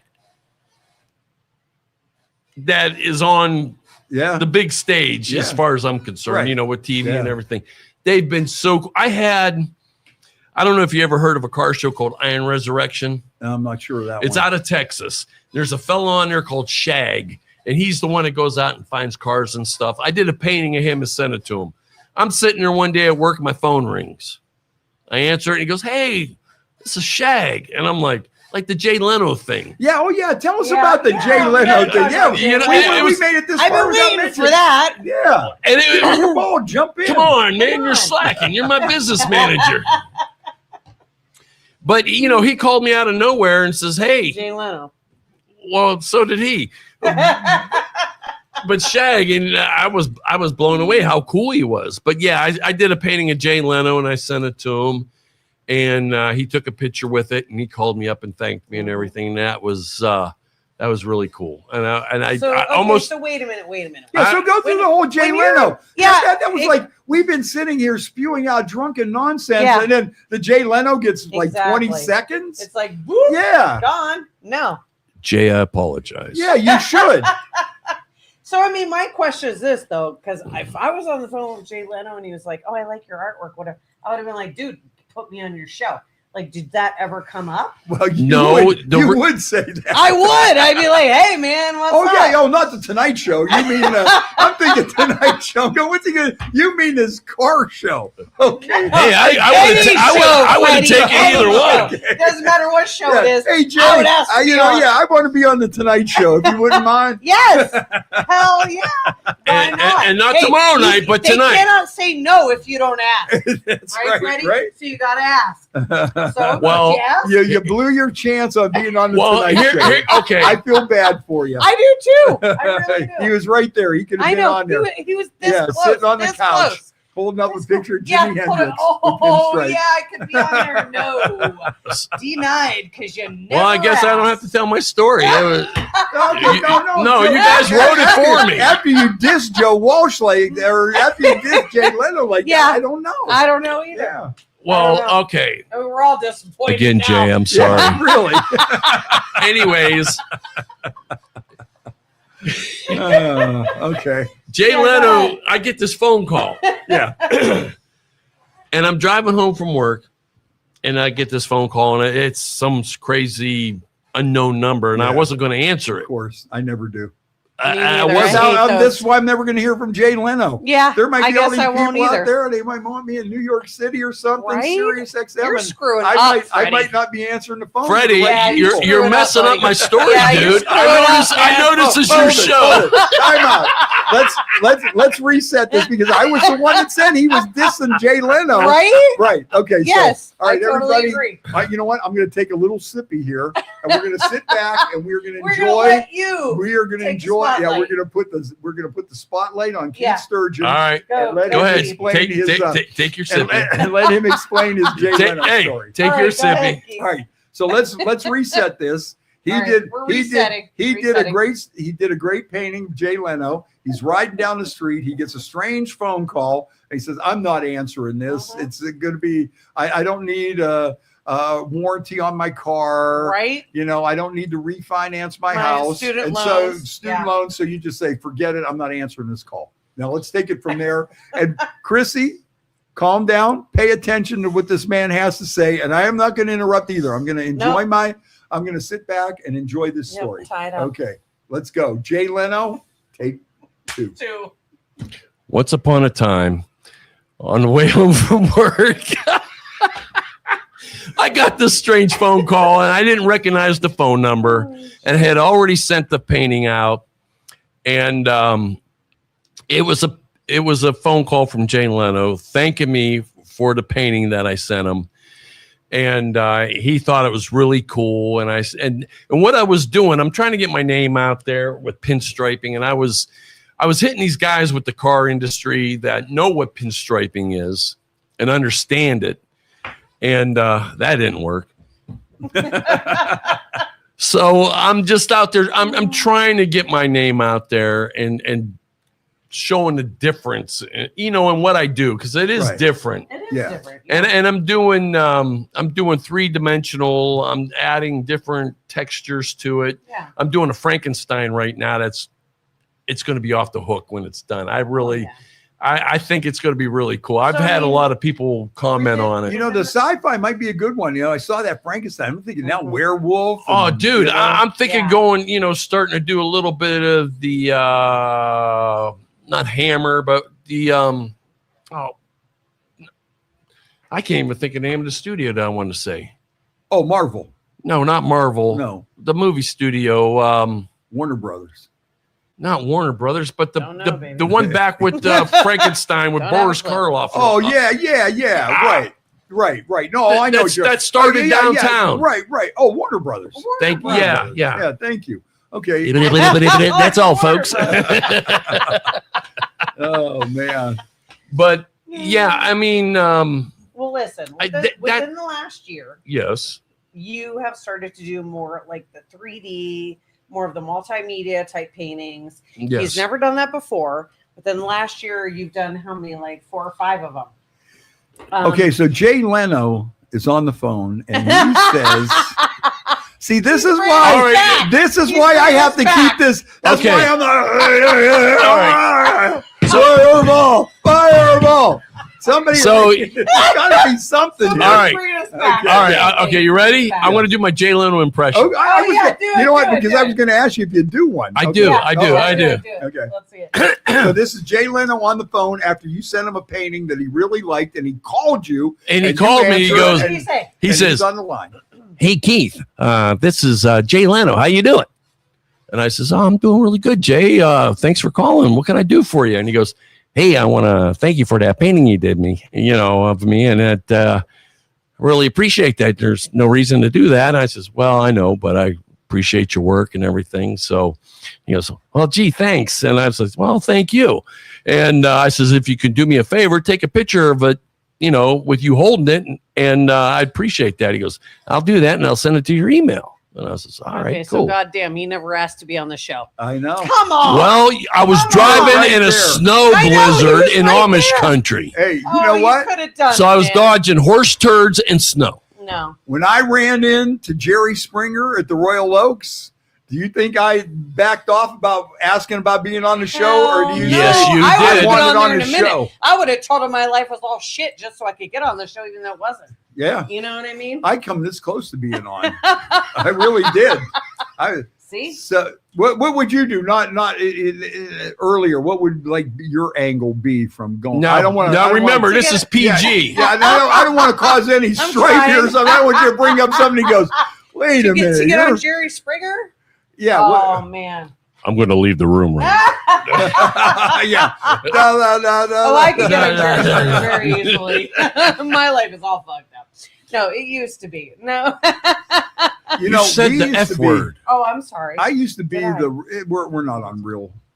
Well, we're on real other things, but Oh, not okay. on Oh, okay. yeah.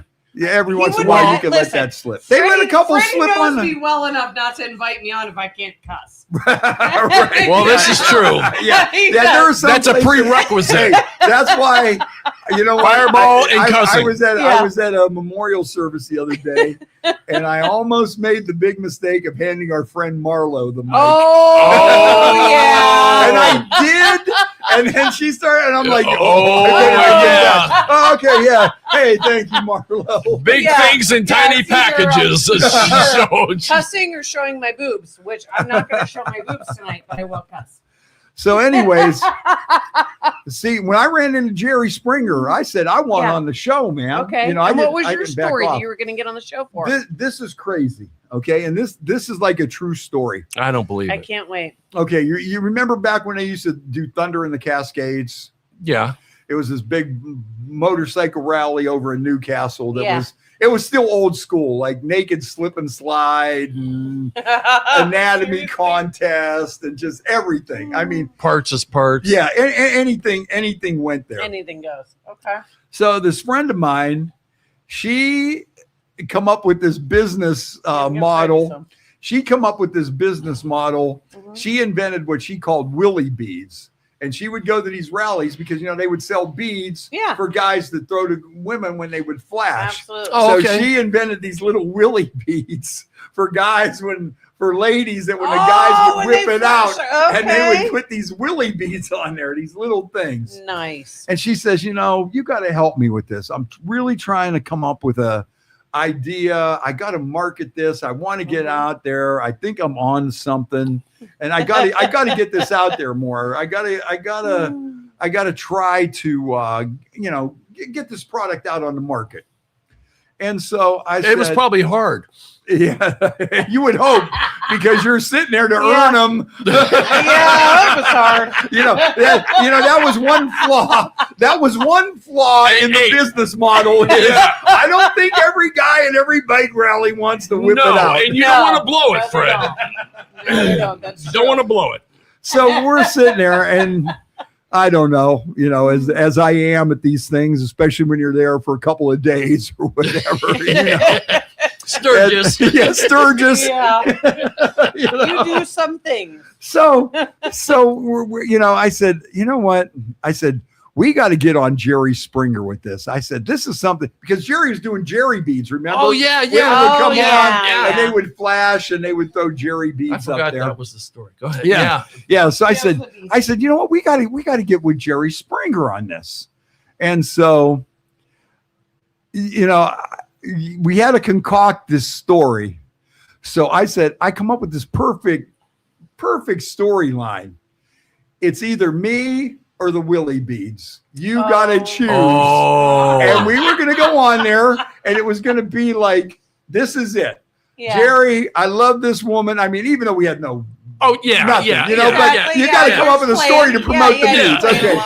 Yeah. Jerry, I love this woman. She's the love of my life, but She loves the beads. she has this crazy occupation and this crazy job, and I don't think I could deal with it.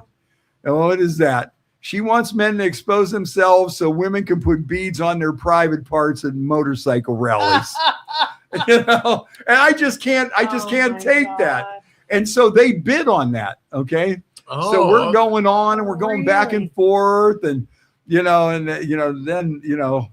they ask you all these questions and everything. And I mean, we were like airline tickets. Oh, that being- close. Yeah, we were that Wow. close. Like, okay, That's we're cool.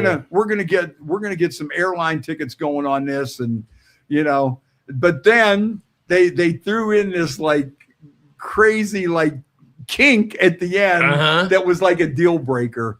And they wanted Viking Jim to come on the show dressed as a teddy bear.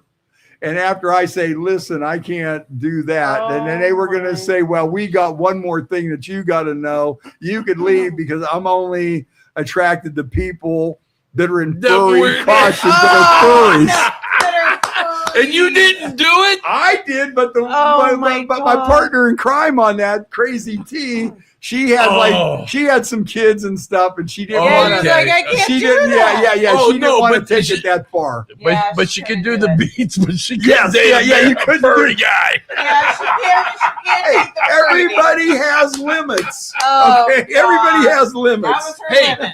You know what? And speaking of Sturgis, Yeah, I think I was good. Let's talk about Sturgeon. Well, I want to bring up bikes again because starting in April, Yeah, we're starting bike nights. yeah. Yeah, we are. There's going to be 22 of them this year. I got 22. 22. You mean I'm tied up for 22 Yes, 22 weeks, So Freddie. am I. So am I. So am I, because I want to be at every So- one of weeks? them. 22 weeks to go. So cool thing about bike nights is on Thursday night Thursday nights. they are going to be at Quaker Steak and Lou, Youngstown Harley, Biker Brew House, and we have the Dora there, so y'all can Walk take your around. drinks everywhere you go. You know what? Um, This is one of my things on that. Mhm. We have got to advertise this more to get people to come out, because there is Yes. nowhere. Dude. There is nowhere that you I have agree. a bike night that is at a Yes. Harley shop Uh-huh. that has and two bars that are And- biker friendly. Well, listen Yeah. to this. Starting those bike nights, that Harley shop's going to be open until 8 o'clock. Till 8 o'clock, which has never happened before. So that's really big. And they're going to be Okay. vendors in between on the Yes. road. They're closing off the road between the brew house And Quaker Steak. and Quaker Steak You and know, Lube. And we that's are what that we're vendors. hasn't we happened are before sitting either. on a major summer here. And, Oh, yeah. You know, we and, not Keith Sturgeon doing pinstriping. well, he'll be there too, Oh, okay. along with not myself. Chrissy doing something crazy. She'll be working inside Harley. Okay. Yes. There is going to be the longest bike night. Oh yeah, longest bike night. Mm-hmm. It's going to start June 11th Okay. and run till the 13th Mm-hmm. Okay. of June. And who's going to host this? Well, Youngstown it's going to be, that's Youngstown what it's supposed to Harley-Davidson. happen. Yeah. Yeah. Yeah, it's going to be the world's longest bike night. Oh, 3 we'll nights. Put it in the Guinness Book of World Records. We'll get Yo. some shirts and stuff. I hope Hey, so. Poker dude. chips. Yeah. Poker chips. I set the record. Dude, There you we're go. not That's just a great idea. yeah, but that's Absolutely.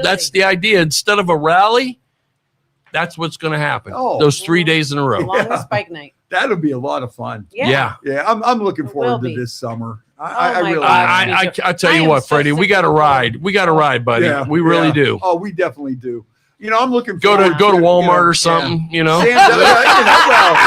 Ohio Bike Week. Ohio Bike Week's always Dude, number one on my list. You going out there? We'll have to ride yeah. out there together. Yeah, you got to come with Jay Bird and all of us. Oh yeah, Jay. Yeah, I know Jay Sap Bird. Dog we and do. Sap Yeah, Dog. Sap and everything. Jeff Dave, and- we'll invite Dave and Dave, yeah, I guess Anita we'll have to and, drag Jeff. Anita along. Yeah. yeah, we'll get those guys out there.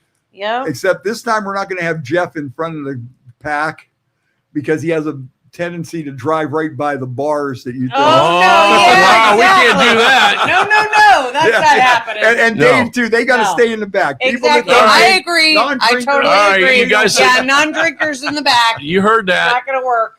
But Not gonna work. I'll tell you what, I really like Ohio Bike Week, and it's just a lot of fun. I had my It is. 2015 T-shirt on yesterday Oh, okay. from Bike Week. I'll tell you, Jimmy. Have you guys been to Jimmy Buckets? No, I never went there when we were there. Jimmy Buckets is just when you pull out of Margaritaville, you don't go towards town. You just start heading out towards the country. Okay. All right, then you get out there, and you get almost to Fremont, and you turn down these country roads, and then you go down this road, and there's this place that's on this river with nothing.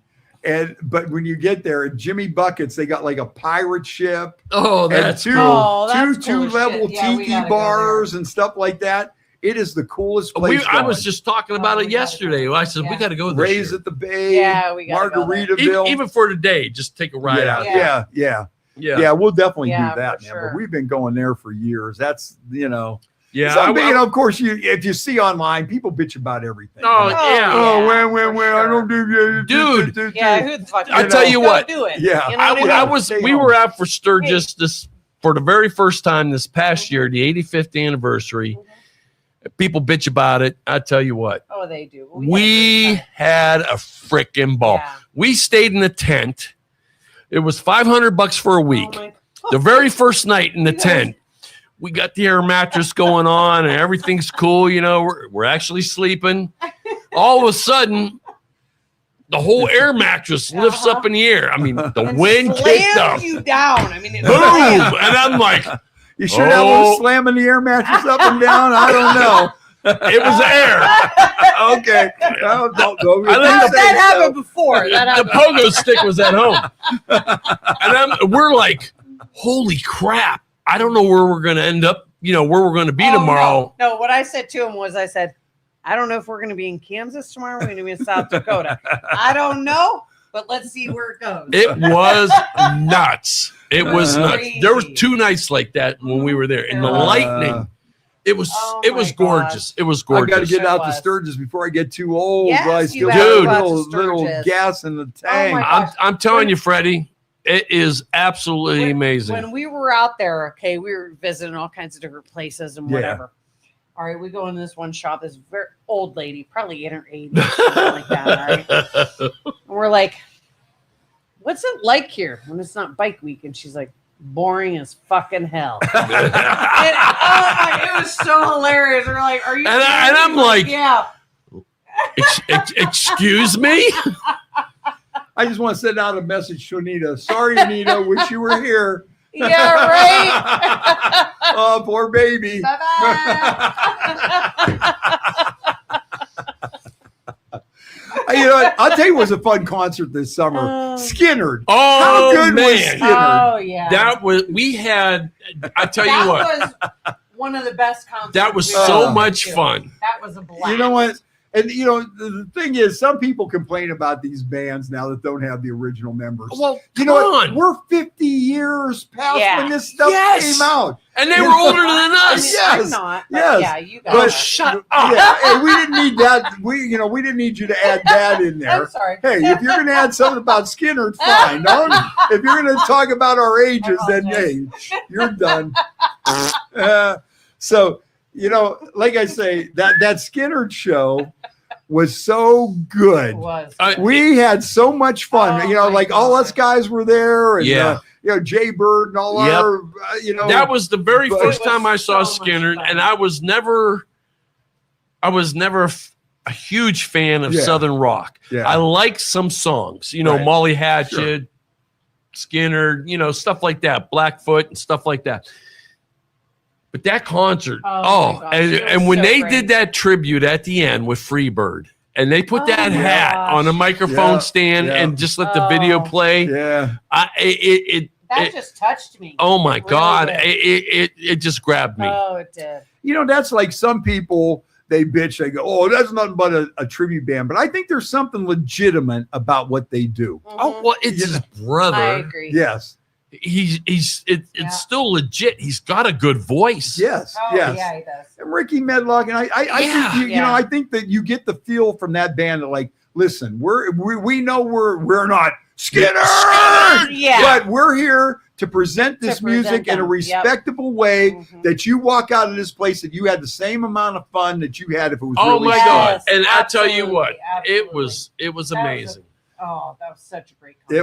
It was. And now this year, here's one they got though. They got Foreigner and Skinner are playing together. They're on tour. I don't know if they're coming around here, but they're on tour. Foreigner's got how many different singers? And that's another band. Okay, between the two of them, there's an original left. But you know what? Some people bitch about Foreigner like it's a tribute band. But think about it. If you got younger guys with more energy that are still playing these great songs, it's like when if you were to go to the symphony to see Beethoven's Fifth Symphony or whatever, you're not going to sit there and go, well, Beethoven's not here, so I'm not. Yeah, right. No, so it's his great grandson playing. And if you know what though, roll over Beethoven. Whole thing. Yeah. If it makes you feel good and you have a good time like we had at that Skinner concert, party on, guard, man. Who are you to tell me that I thought the room Skinner? Shut up. Either be out there and party and have a great time. I agree. My thing is, whenever I go to a show, I never give a bad review to a show because I am going there for one thing, to listen to some music and have a couple of beers and a shot. You know what? Yep. And anything else that happens after that, it doesn't matter. Okay, you know what? There's one band, and maybe I'm wrong in thinking it's Journey. There's no voice like Steve Perry. I hear you. And they got there's this dude and this dude and and I'm like, there was Journey before Steve Perry. Yeah, which had 3 albums before and didn't go anywhere. Nobody knew who they were. Yeah. Steve Perry comes out, sings, and just blows you away. Yep. His singing, his voice, his projection into the song is just absolutely phenomenal. And I don't think there's going to be anybody to fill his shoes. And I said, Journey's on tour. Yeah, well, they haven't had no music. Well, apparently, I guess they have had some new music, but no one's ever heard it. And you know what, though? A lot of these people don't want to put music out because anymore, man. I mean, all right, we put out Don't Stop Believing. Now what are we supposed to do? You're going to like it, Yeah. But continue on with your journey. No, I'm just... No, we don't want to. Thanks, Fred. You're making a good point. Yeah, I mean, it's just that guy, there's some artists out there, whether you're a lead singer, a lead guitar player, a lead bass player, a drummer, if they're replaced, that band is not the same. No, it's not. Oh, no. It's not the same. But I mean, and when I say not the same, but I mean, it's just not the same grip. Yeah. You know what I mean? But, we get back to that too. So, but I wanted to make this thing too about Foreigner, like Skinner, it ain't okay, we all know it's not Skinner. Yeah. But what you walked away from that show with was, hey, that was worth the money for me. Oh, yeah. Yeah, I was energized. I mean, we bought 2 T-shirts and had a good time. So much fun at that thing. It was like, and here's the thing. I look at Foreigner too, okay? Foreigner now, they got these younger guys. And let's face it, I saw Lou Graham. Yeah. Love Lou. And I saw him at the Robbins Theater. But the guy's like in his 70s. He's had some health problems. Oh, really? He's not up there like... Yeah. These dudes are still, might be able to do a kick or jump in the air or something like that. They bring this energy, you know. They still got the long hair. They look a little younger, and you know, and they're still singing these songs. And the thing that got me about that too, okay, I saw Lou, okay, and he's like 70-some years old, and he's singing like I'm hot blooded, you know, and I'm just sitting there thinking, yeah, feels like the first time. I'm like, that I'm on life support. And I'm looking, I'm going, okay, yeah, and and so you get these younger guys, and they bring a different vibe to that. That's like the last time I saw Guns N' Roses, and Axl was singing his song, and it was something about like making out in the back of a car and all this stuff. And I'm looking at this dude, and he's like, I'm looking at this. Actually, you're 62 years old. Yeah, he looks like an Oompa Loompa. It's been a while, Axl. I don't think He looks like an you've Oompa been Loompa. out in the parking lot after the gig, hammering in the back seat or something. He's in a trucking parking And then, lot. like I say, I have nothing against Lou Graham. He's at and Midnight Walmart. Blue. Yeah, and all this stuff. But it was like they just bring a different energy. Yeah, to it. they do. yeah. You're I totally agree. right. And I saw that, you know, at the Robbins Theater, they had one of them 80s tributes, and they do like Van Well, how about Halen. the Arena Rock show? Yeah, the Arena Rock Show. That was freaking awesome. And I'll tell you what, the guy comes out, and they do Van Halen, and the guy's able to jump up in the air and climb up on the speakers and Yeah. jump off and that stuff. was fun. So, you know, it brings that Yeah, it energy. And you know Exactly. what? And so to me, I, you know, and believe me, I know it's not the real thing. Are know? you sure? Yeah, but But- it brings the yes. energy of the real thing, though. Exactly. Right? Exactly. And it makes you almost think like you're in the real thing. Exactly. You know? Brings Wow. back those memories. Well, and I mean, that's what's bringing like the young people back. Yes. You know what I'm Oh, saying? yeah. Like young people are feeling that. They're like, Yeah. hey, wait a minute. Yeah. Maybe I'm I've young. never seen that before, Yeah. but I like it. Yeah, all and of a I want to be sudden- involved in Yeah. it. You And know what I mean? I mean, if you probably saw what they're considering Foreigner, it doesn't Yeah. have one member. Okay. Now, if you saw Foreigner and you were a younger person, or Mhm. you saw Lou Graham Oh, at the yeah. Robbins No. Theater, and like I say, no knock on Lou. I had a No. great Oh, time. yeah, I yeah, loved yeah. it. Every song was good. He had Yeah. a hot band and everything. But Yeah. there was a different energy from what is called Yeah. Foreigner now. Yeah. That brings a little more life and a little more energy. Yes. And Foreigner even a slightly 25 different opposed song. to Foreigner 4. Yes. Yeah. Yeah. Oh, yeah, for sure. Yeah. You and know, I mean, and to be honest, like with the youth today, like our music, it Youths? doesn't. Utes? Are you? Did No. you say Utes? No, I didn't say youth. what do you I mean am a not youth? from there. What is a youth?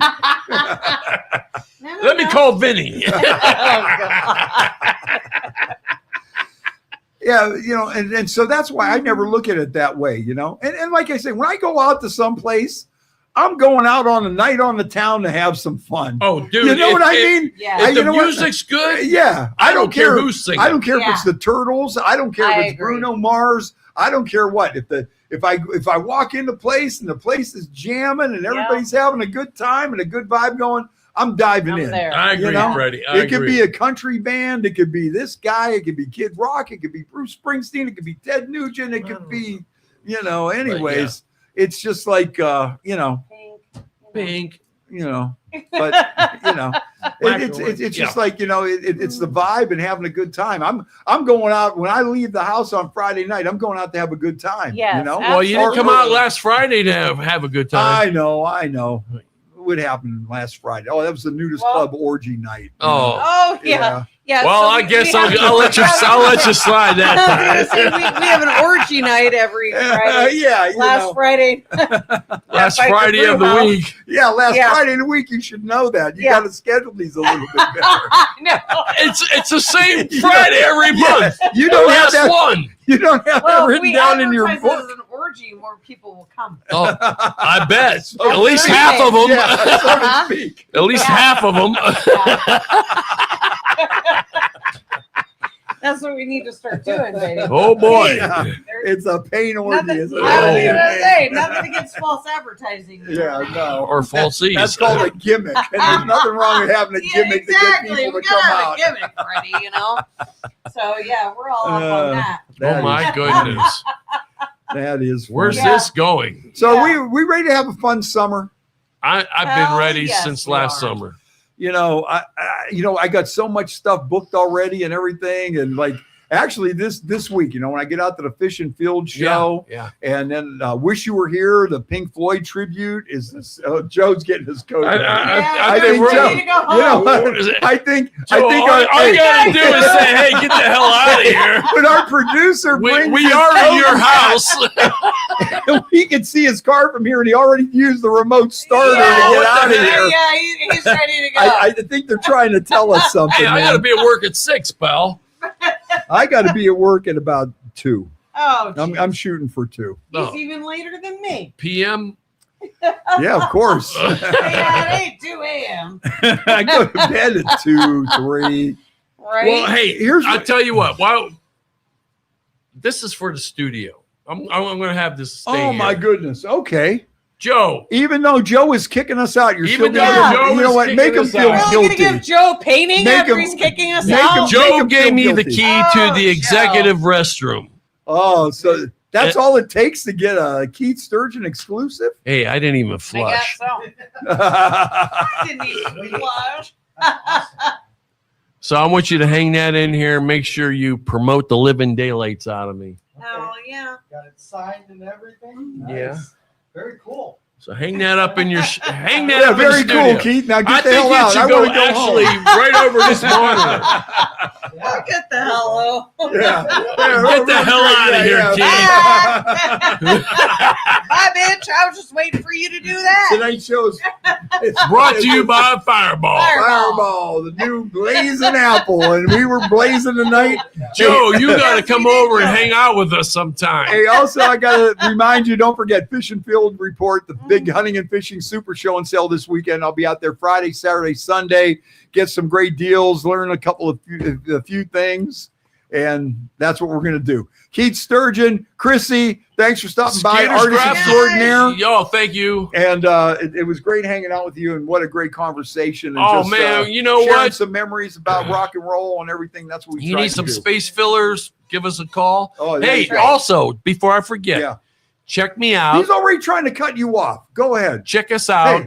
Hey, hands Don't off do the it, ass. Joe. Hands off the Joe. mouth. Do it, Joe, I will Joe. tackle your ass. Joe. Step away from the mouth. Joe, step away from the mouse.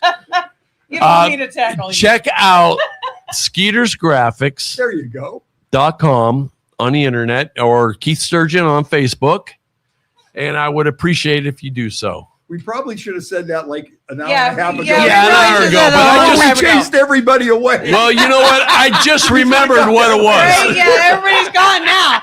Well, you got to figure if they stayed this long, they'll probably want to contact you. Yeah, right. Well, you know what? They've been on there a while. All right. Cheers, guys. Happy Hanukkah. Happy Hanukkah. Merry Christmas. Thank you for listening to this show on Youngstown Studio. This is original Youngstown content. Feel free to share our videos and tell your friends about us. Don't forget to subscribe to our YouTube channel and follow us on Facebook.